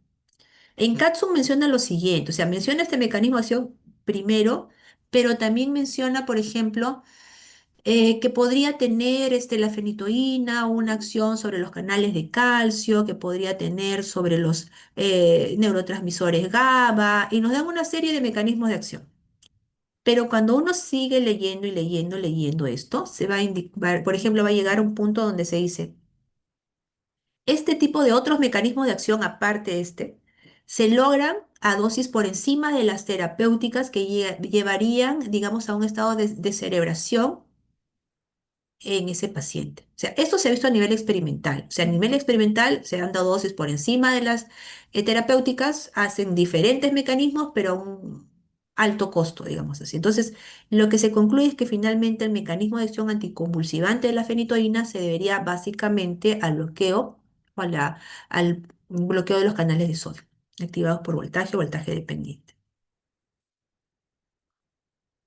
¿Qué reacciones adversas presenta? Bueno, eh, si, digamos, de las dosis terapéuticas que se administran, hay una concentración a nivel plasmático de 10 a 15 microgramos por mililitro que alcanzaría el fármaco, lo que podría pasar es que puede haber nistagmo, como estamos viendo ahí en imagen, sin diplopía, nistagmo con diplopía.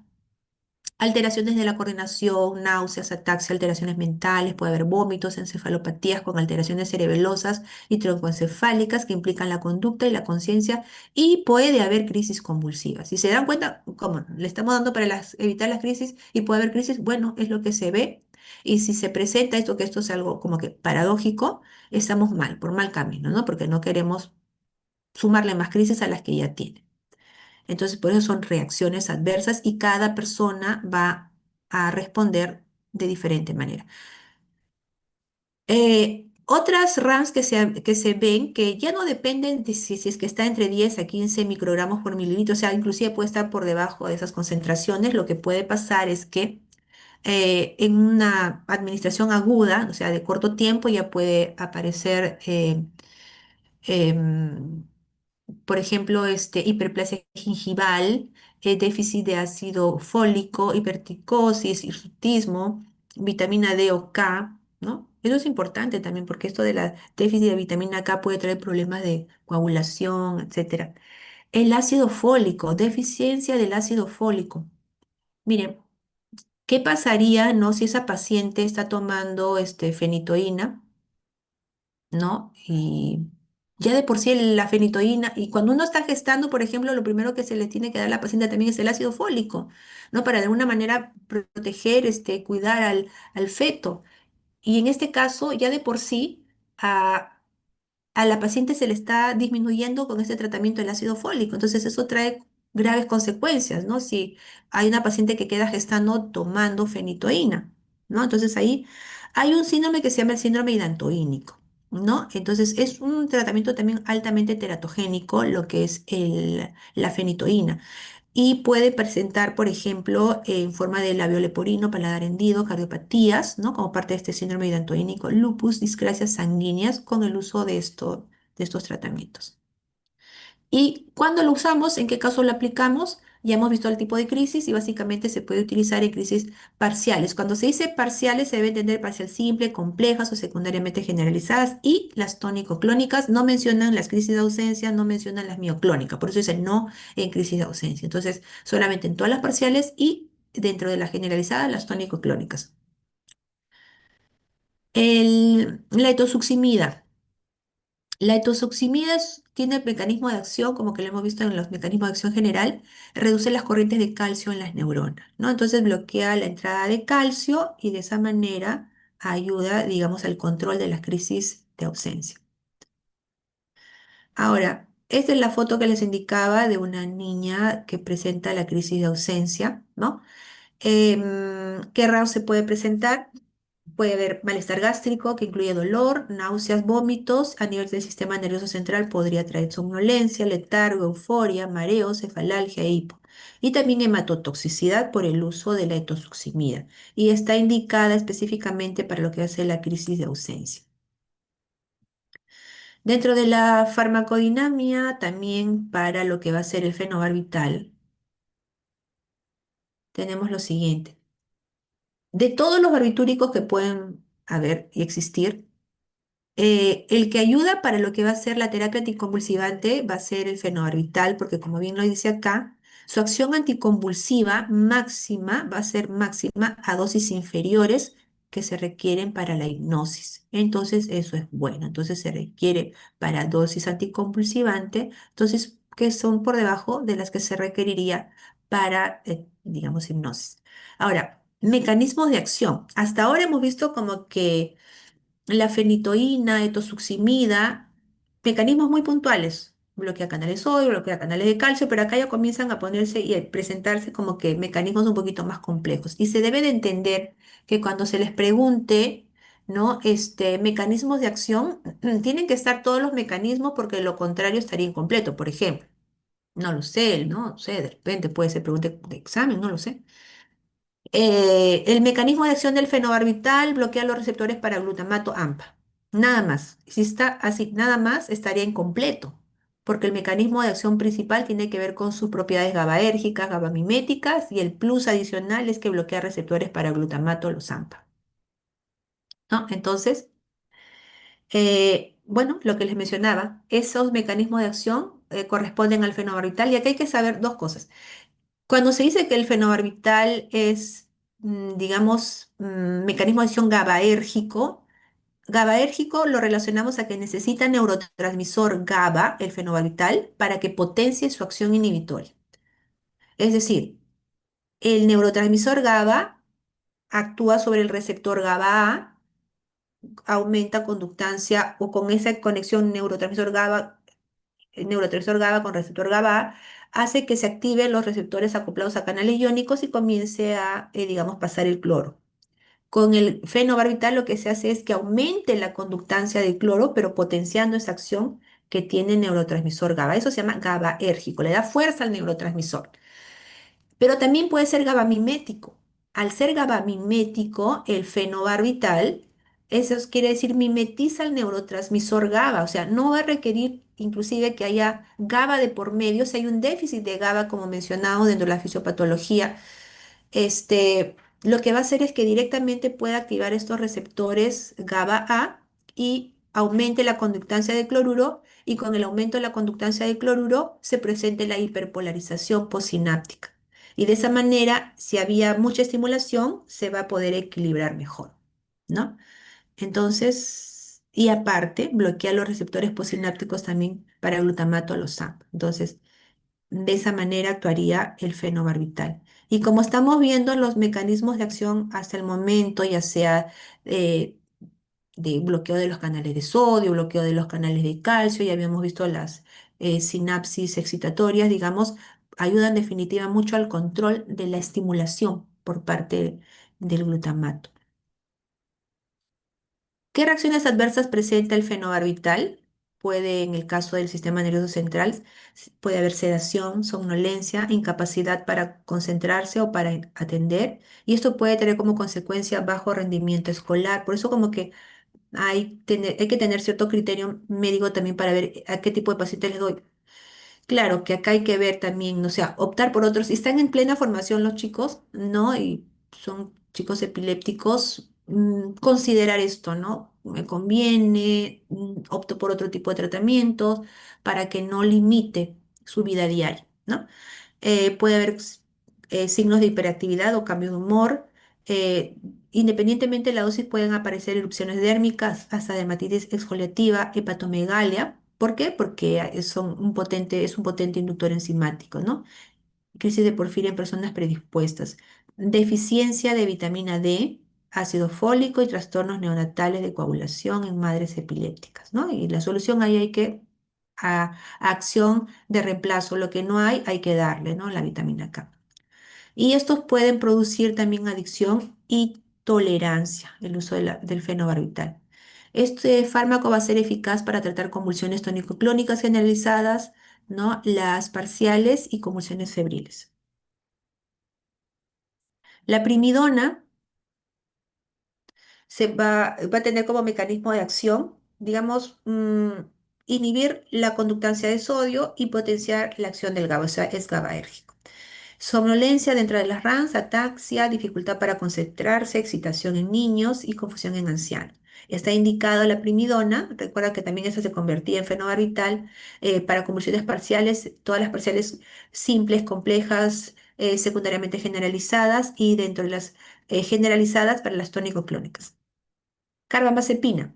Ya hemos visto el mecanismo de la fenitoína, es exactamente el mismo mecanismo de la carbamazepina, bloquea canales de sodio, voltaje dependiente, prolongando la inactivación de los canales de sodio. Estos dos puntos que vienen a continuación es bien interesante porque nos dicen, por ejemplo, que va a producir una inhibición de los canales de sodio, ¿no? Que es dependiente de voltaje. La produce mejor este bloqueo, esta inhibición en células despolarizadas y también es dependiente de frecuencia. También inhibe mejor los canales que se abren y se cierran continuamente. Entonces, esa despolarización sostenida y esa apertura de los canales por encima de lo normal, allí es donde va a bloquear mejor la carbamazepina. Y esto explica que su acción sea relativamente selectiva para neuronas hiperexcitadas y que a concentraciones terapéuticas no modifique la excitabilidad celular normal. Y eso es bueno. Entonces es como que me funciona mejor ante esas neuronas donde tienen el problema, las neuronas problemas, por decirlo de alguna manera. Entonces ahí es donde van a bloquear mejor esos canales de sodio. ¿Qué RAMS presenta?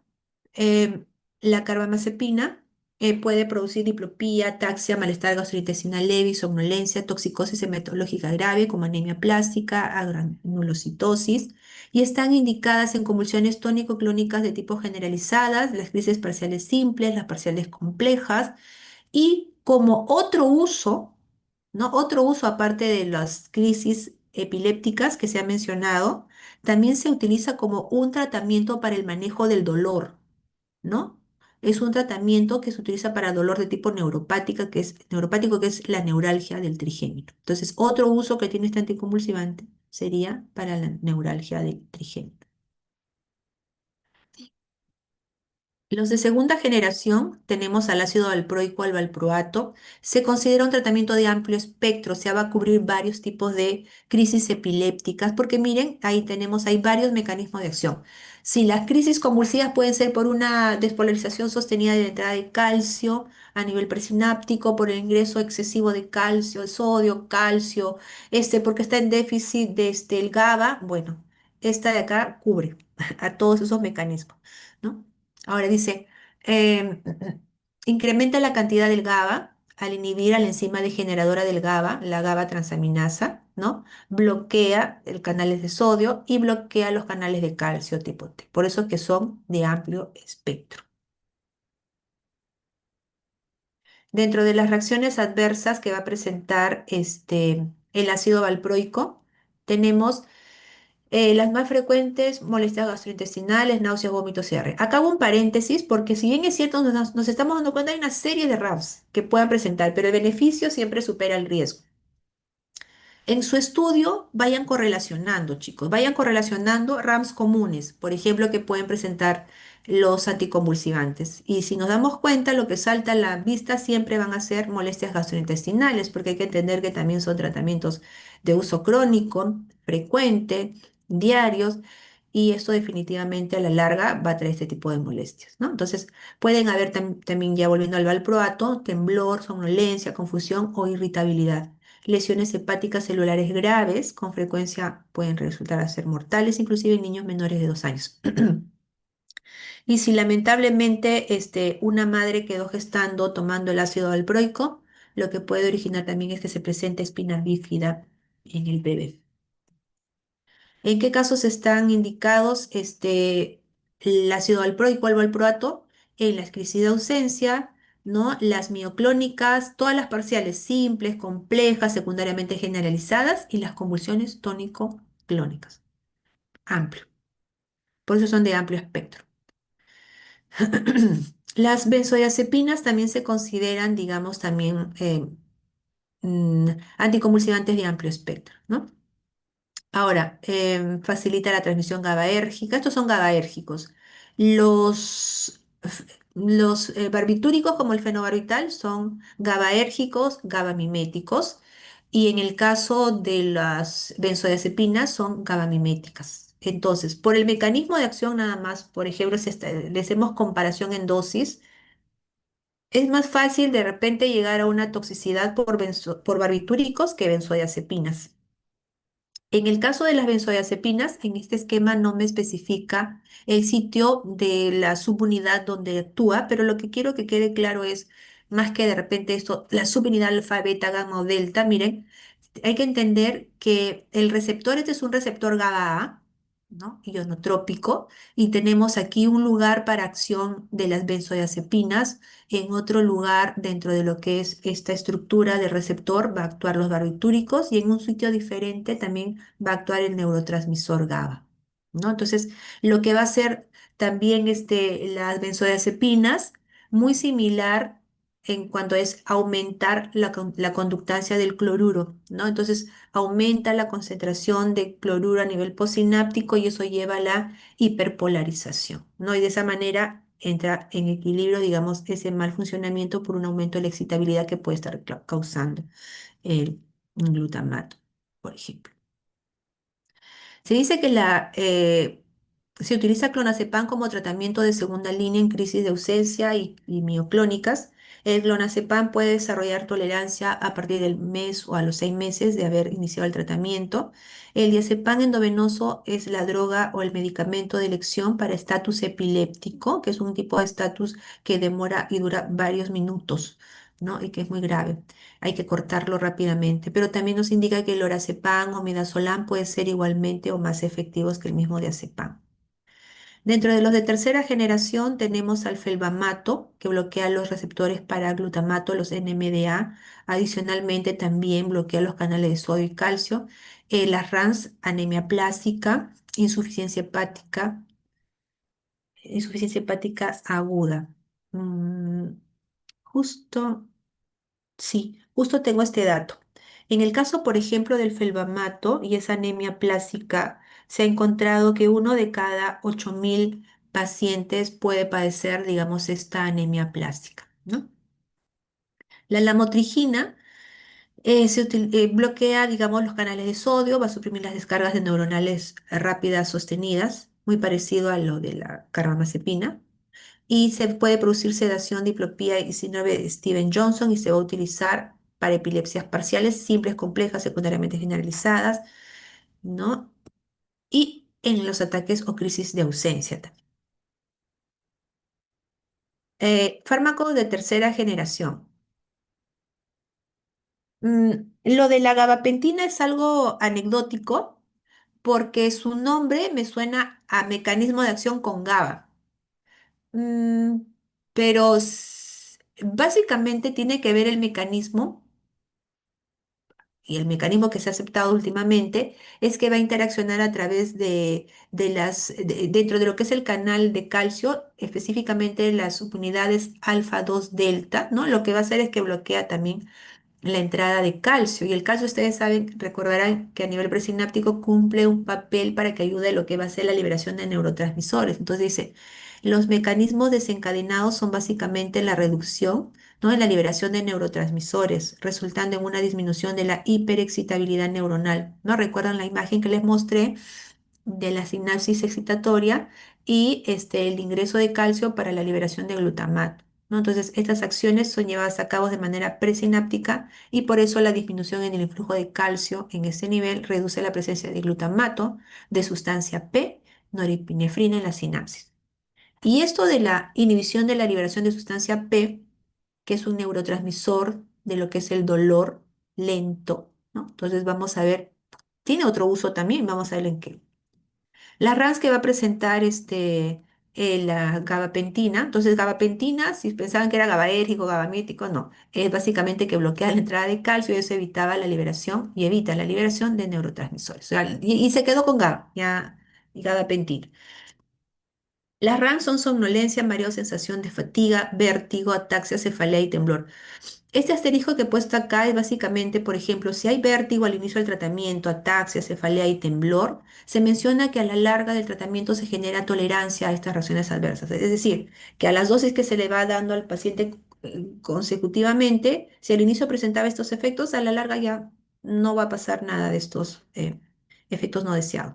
Como usos clínicos tenemos como coadyuvante en convulsiones parciales simples, complejas, secundariamente generalizadas, un tónico clónicas generalizadas y como también inhibe lo que es la liberación de sustancia P, se aprovecha ese mecanismo de acción para utilizarle en el manejo del dolor neuropático, ¿no? El uso de esta gabapentina. El topiramato bloquea los receptores para glutamato, los AMPA, ¿no? Que están relacionados también al ingreso de sodio. También directamente bloquea los canales de sodio y potencia acción de GABA, actuando en un sitio diferente que las benzodiazepinas y los barbitúricos, por eso que les puse la imagen allí. Y por eso también se considera un fármaco de amplio espectro, ¿no? Produce sedación, ataxia, pérdida de peso y nerviosismo. Puede producir, se puede utilizar para convulsiones tanto parciales, simples, complejas, secundariamente generalizadas y convulsiones tónico-clónicas de tipo generalizadas. La tiagabina, inhibidor, dentro del mecanismo de acción, inhibidor de la recaptura de GABA, ¿no? Inhibe el transportador GAT1 y esto va a hacer que aumente la concentración de GABA en lo que es la sinapsis. Y eso va a tener buena cantidad para que pueda actuar sobre sus receptores postsinápticos GABA. Va a producir mareo, somnolencia y temblor y se pueden utilizar en todas las convulsiones parciales simples, complejas y secundariamente generalizadas. Y dentro de lo que es la vigabatrina, va a presentar un mecanismo de acción inhibidor irreversible de la GABA aminotransferasa, ¿no? Esto va a hacer que haya más también GABA de por medio y puede producir somnolencia, mareos, ganancia de peso, reacciones menos frecuentes, pero más graves, agitación, confusión y psicosis, y también se pueden utilizar en convulsiones parciales. La oxcarbamazepina, ¿no? Es un derivado de la diacetocarbamazepina eh, y se crea y se mejora para evitar la autoinducción que producía el medicamento original, que es la carbamazepina, ¿no? Entonces ya está en tercera generación y a eso me refería. Siempre tienen un plus a diferencia de las primeras generaciones. Y como indica acá, este fármaco se crea para evitar la autoinducción y las interacciones farmacocinéticas del compuesto original. Su mecanismo de acción, el mismo, bloquea los canales de sodio durante el disparo neuronal repetitivo y mantenido, evitando la potenciación posináptica. También tiene un plus de que puede actuar sobre la conductancia de potasio y sobre canales de calcio de alto voltaje. Efectos adversos del 3 a 5%, reacciones alérgicas cutáneas, 20% los pacientes pueden presentar hiponatremia, pero no va a ser significativo como se indica, puede presentar mareos, inestabilidad, alopecia, sedación, náuseas, diarrea, hiperplasia gingival e hirsutismo. Los usos clínicos para convulsiones parciales en monoterapia y terapia coadyuvante, también en caso de em, crisis epilépticas refractarias a tratamientos convencionales. Puede ser eficaz en convulsiones que no respondan a carbamazepina, es una muy buena opción en caso de ir escalando a otros tratamientos. La fosfenitoína, considerado fármaco de tercera generación, tenemos ahí al profármaco, este es un profármaco, mejor dicho, ¿no? Y que se va a convertir en fenitoína, ¿no? Por medio de estas fosfatasas hepáticas y eritrocíticas. Sí se puede administrar tanto por vía intramuscular como que por vía endovenosa, pero hay que evitar, digamos, que se administre de manera rápida por vía endovenosa porque si se hace de esta manera puede producir arritmias con o sin hipotensión o depresión del sistema nervioso central. Sus usos van a ser para las convulsiones parciales o generalizadas y se pueden administrar, como les dije, tanto por vía endovenosa como por vía intramuscular. Muy bien. Hacemos ahí un pequeño cierre porque acabamos de revisar las características farmacológicas en general de cada uno de estos tratamientos seleccionados anticonvulsivantes. Ahora pasemos a otro aspecto que tiene que ver con interacciones farmacológicas. Dentro de las interacciones son muchas, ¿no? Pero he tratado un poquito de sacar lo más resaltante, pero tratando un poquito inclusive con algunas tablas, cuadros, como para que podamos tener una noción. eh, la importancia, ¿no? De conocer estas interacciones. Nos dice, la fenitoína, el fenobarbital y la primidona disminuyen por inducción enzimática la vida media del ácido valproico y de la carbamazepina.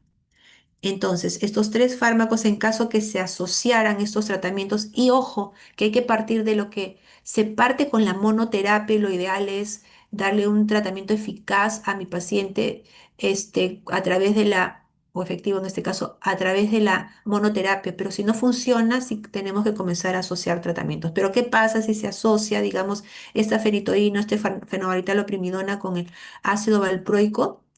Van a disminuir por inducción enzimática a estos dos últimos, ¿no? Asimismo, se menciona que el ácido valproico a su vez inhibe, o sea, por una parte, este también puede inhibir el metabolismo del fenobarbital, por lo que se requiere ajustar la dosis de este fenobarbital, ¿no? Una interacción que me pareció muy interesante porque son tratamientos de libre venta. O sea, el paciente epiléptico y cualquiera de nosotros tenemos acceso a estos tratamientos que son los antiinflamatorios no esteroideos, es decir, un ibuprofeno, naproxeno, ácido mefenámico, ketorolaco, ketoprofeno, ¿no? Son tratamientos, son AINES, ¿no? Algunos consideran que sí, otros que no, el paracetamol mismo, ¿no? En algún momento el paciente puede tener alguna molestia, algún dolor, ¿no? Una inflamación y va a acceder a esos tratamientos, pero si el médico no le informa de que va a ocurrir lo siguiente, o sea, pueden aumentar los efectos que no se desean. Por ejemplo, nos dice que los antiinflamatorios no esteroideos desplazan a los antiepilépticos, es decir, van a ganar los AINES a los antiepilépticos, ¿no? De su unión a las proteínas plasmáticas, ¿no? Y por ejemplo, en el caso de la fenitoína que tiene una unión a 90%, imagínense la cantidad de fracción libre que podría aumentarse, ya no solamente funcionaría con un 10%, sino de repente 20, 30, 40% más de fracción libre y hemos revisado todas las RAMs que presenta la fenitoína. Entonces, se exacerbarían enormemente las reacciones adversas, ¿no? Por eso dice, con el consecuente riesgo ya no es una RAM, si ya estamos por dosis por encima de las terapéuticas, ya estamos hablando de toxicidad. Finalmente, se puede mencionar que la fenitoína, fenobarbital y primidona disminuyen las concentraciones plasmáticas de los anticonceptivos orales y de los fármacos digitálicos. Es decir, em, ustedes tienen que ser lo suficientemente empáticos de repente con la paciente, si hablamos de una dama, de que le tengan la confianza, ¿no? En algún momento de decir, ¿sabe qué, doctor, doctora? Este, ya estoy pensando en tener familia, etcétera, ¿no? Entonces, y me quiero de algún, o mejor dicho, retomo, porque estoy que me adelanto a lo que es gestación.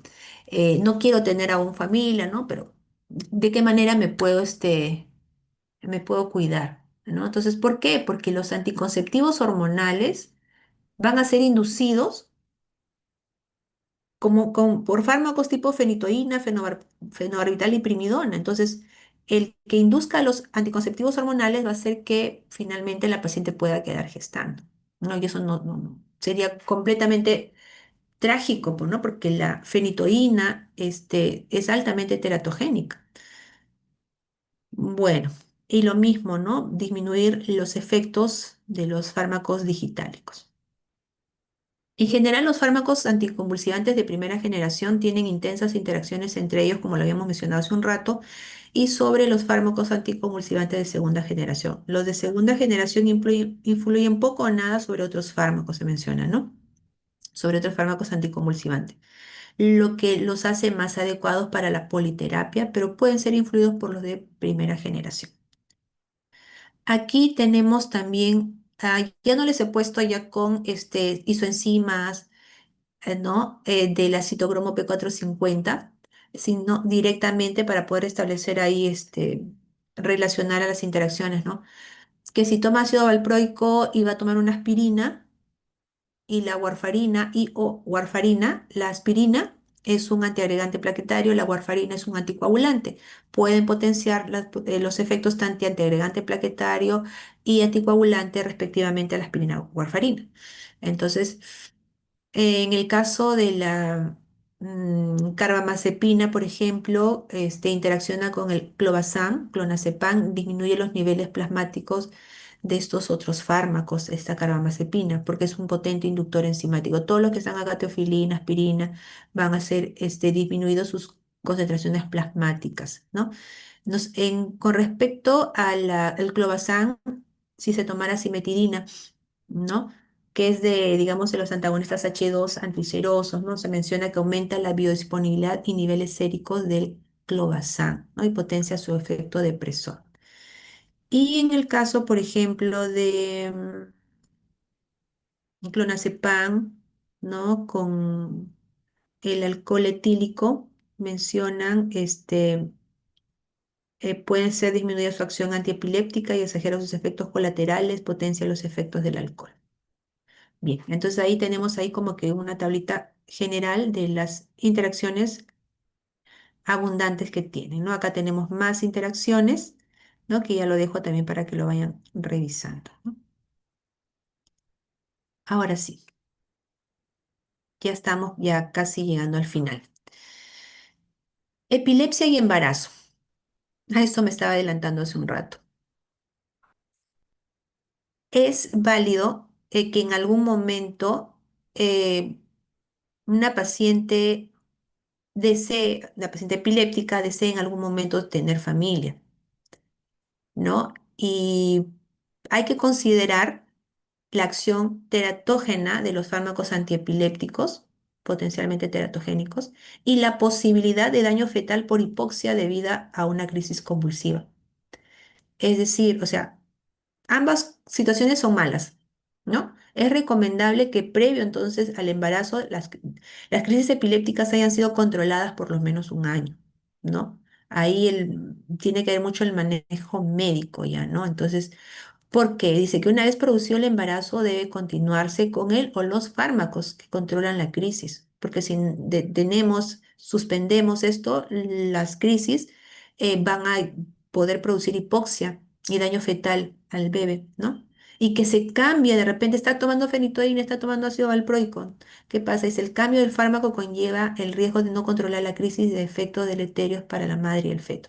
Entonces, haciendo un paréntesis acá, dentro de la literatura, los artículos que se han he revisado y viendo un poco sobre este tema, la verdad que la mayoría lleva y anima al médico prescriptor a considerar un poquito como que a futuro, ¿no? Porque esto la mayoría empiezan con los niños, ¿no?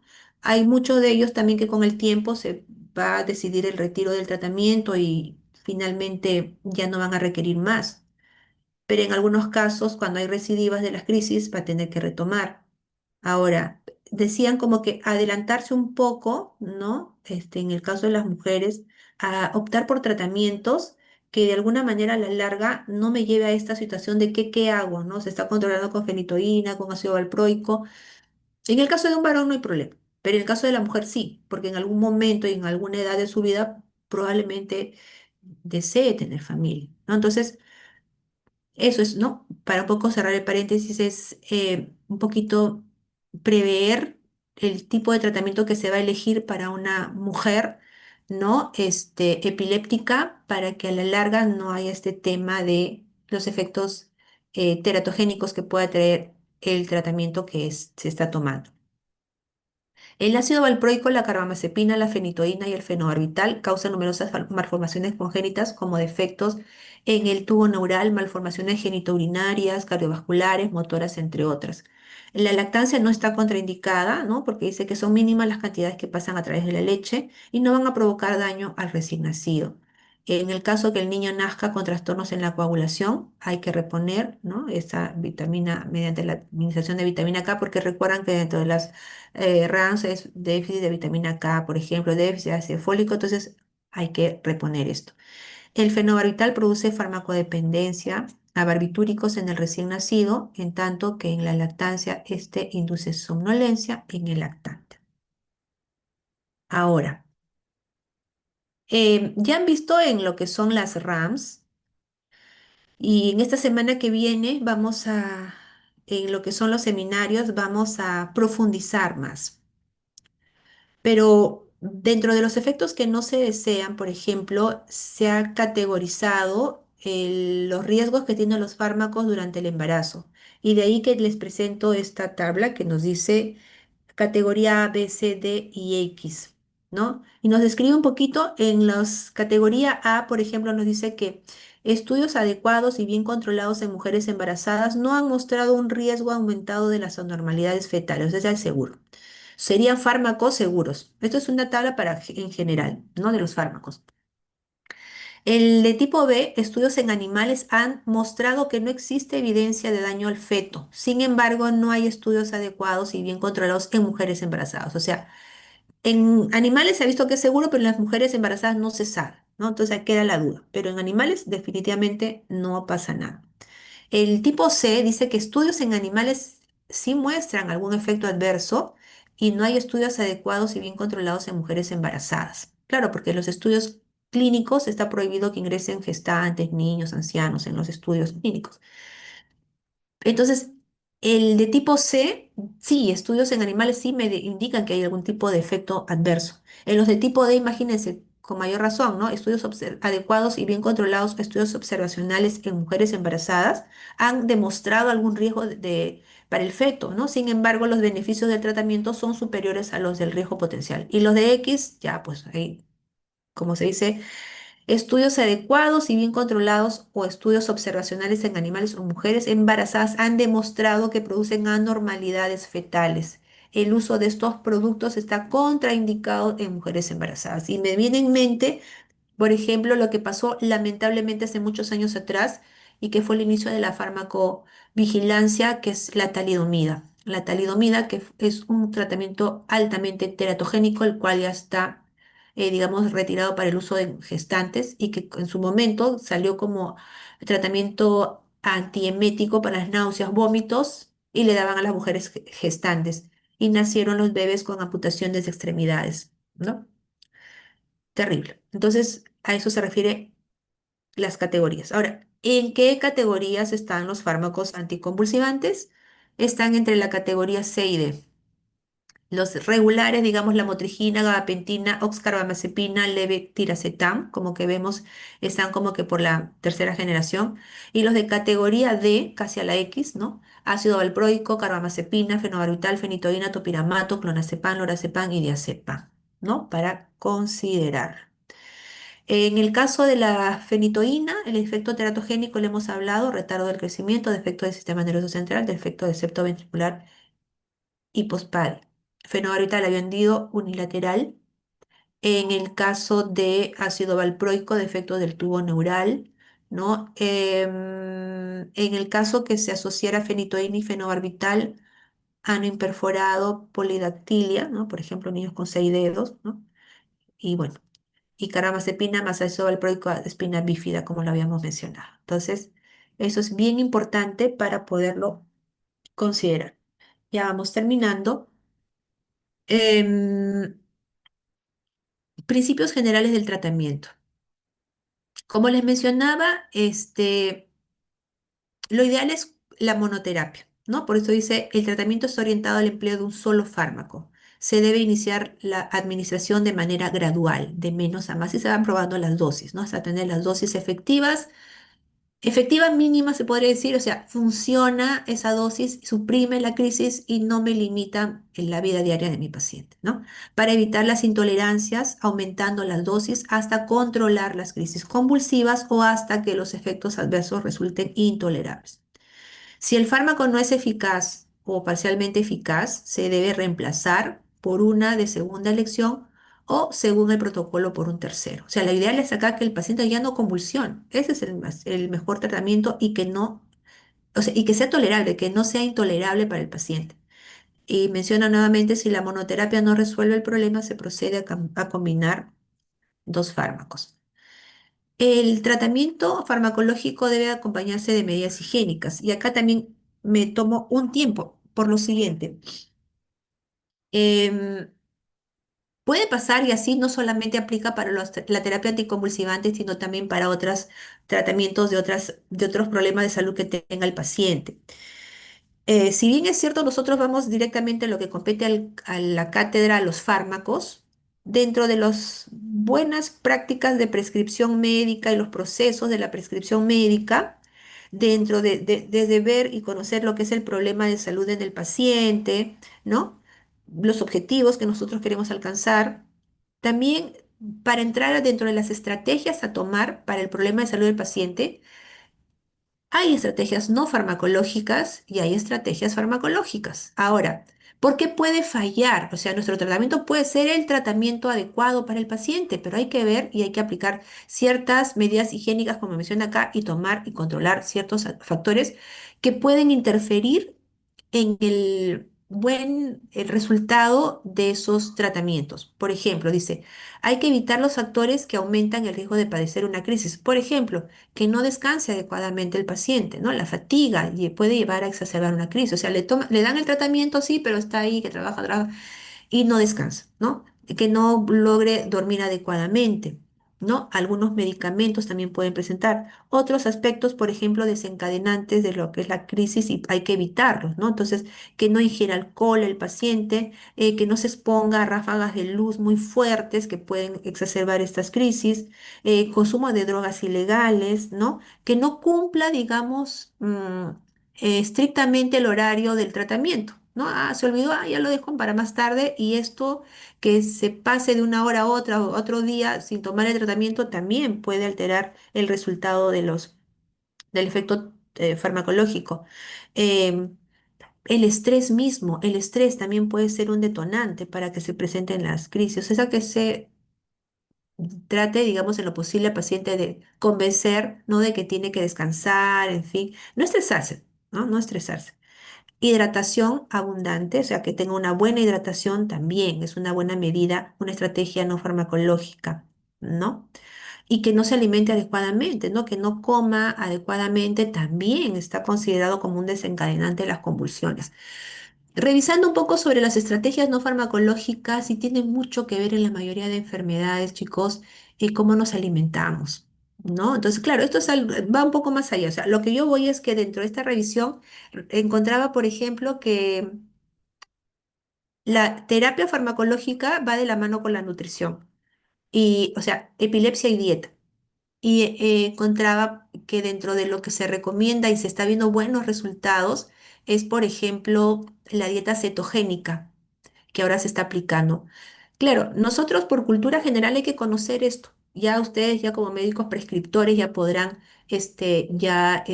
digamos, al paciente recomendar que también pase por nutrición y los nutricionistas son los mejores, digamos, profesionales para que puedan dar ya el tipo de alimentos que tiene que consumir. Pero más o menos, un poquito revisando esta dieta cetogénica, mencionaba como que es cambiar lo que es los azúcares, y el azúcar la verdad que es malo para todo, por eso hay que tratar de evitar todo lo que se pueda.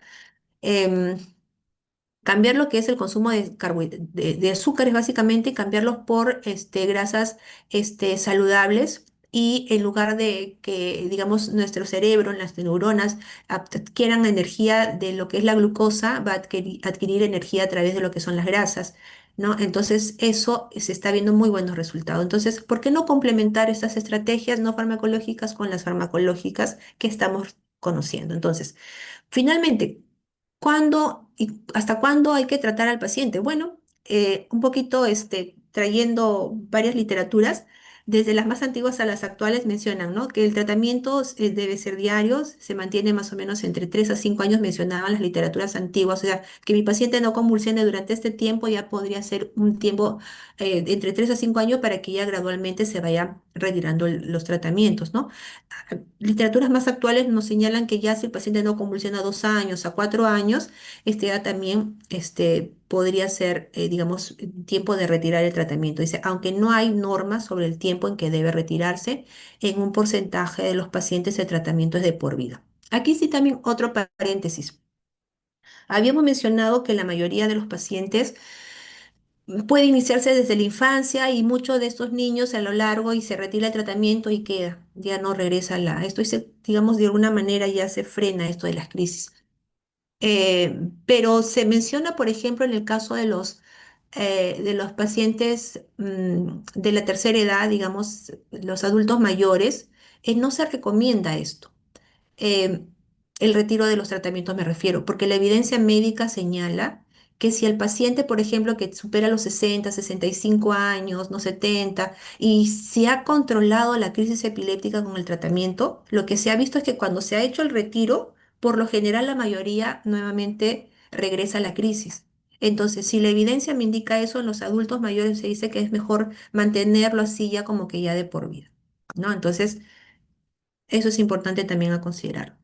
Cualquiera que sea el fármaco en el cual se está siendo tratado el paciente, la retirada debe ser lenta en semanas o meses y como se ha mencionado, o sea, no hay un tiempo así, digamos, definido. Algunos dicen 3 meses, otros dicen 6 meses inclusive. Conclusiones, y con esto cerramos. No sé cómo voy en tiempo, creo que me pasé. Ya, la epilepsia es una afección crónica de diversas etiologías, como le hemos mencionado, primaria o secundaria, que dan origen a las crisis epilépticas, que son las convulsiones de origen sensitivo, motor, psicógeno, ¿no? Que son los diferentes tipos de crisis que puede presentar el paciente. Eh, Como ya mencioné, el tipo de etiología, se debe hacer un buen diagnóstico para clasificar adecuadamente la crisis. O sea, diagnostico adecuadamente qué tipo de crisis de todas las que hemos mencionado dentro, las parciales, las generalizadas, y determinando el tipo de crisis epiléptica, se puede optar por los tratamientos según los protocolos, ¿no? Entonces, tratamientos de primera o de segunda línea. Ahora, dentro de la farmacoterapia no hay un consenso, como decía, para el tratamiento anticonvulsivante, por lo que existen diversos esquemas de tratamiento. Cada uno de los antiepilépticos estudiados poseen características farmacocinéticas particulares, como que ya lo hemos visto, ¿no? Hemos hablado sobre los mecanismos de acción general de los anticonvulsivantes, hemos visto que en función a la fisiopatología nos dice que hay un tema de desequilibrio y el tema, y digamos, la terapia apunta a lo que es atacar los diferentes mecanismos, o sea, con las terapias farmacológicas a nivel tanto de las sinapsis excitatorias como las inhibidoras, ¿no? Entonces, bloqueando los canales de sodio, de calcio, potenciando el GABA, etcétera, ¿no? Los benzodiazepinas que se utilizan, que son el diazepam y el lorazepam, principales interacciones a través de los AINES que pueden aumentar la fracción libre, que pueden inducir inclusive los anticonvulsivantes a tratamientos tipo anticonceptivos hormonales, si no queremos que quede gestando una persona que no quiere embarazarse por el riesgo de teratogenicidad que hemos visto, que la mayoría está entre C y D de categoría de teratogénesis, riesgo de teratogénesis. Aplicar los principios generales de tratamiento, también como medidas higiénicas, hemos hablado de las estrategias no farmacológicas, para que fusionado con nuestras estrategias farmacológicas, el resultado finalmente sea a favor de nuestros pacientes, ¿no? Y la duración del tratamiento ya queda también a criterio médico, por lo que les he comentado. Muy bien, eso sería esta presentación de este tema muy, muy interesante de lo que son los anticonvulsivantes. No sé si tienen alguna pregunta, chicos. Doctor, Ojo, claro, doctora. gracias. Ya en un ratito les paso las diapositivas. Ahora, voy a pasar rapidito la asistencia. Voy a pasar la asistencia. A ver, vamos por acá. Vamos por acá. Voy a bajar esto. Tengo muchas ventanas abiertas acá. Ujú. A ver, disculpen, chicos, trataré de no demorarme. Cerrar acá. Vamos.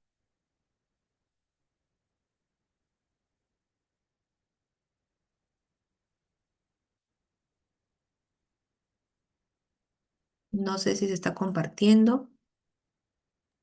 No se está compartiendo pantalla, doctor. Ya, ahorita entonces voy a abrir la lista y comparto. Ya, vamos a ver dónde está. Tenía muchas ventanas abiertas y no me permitía.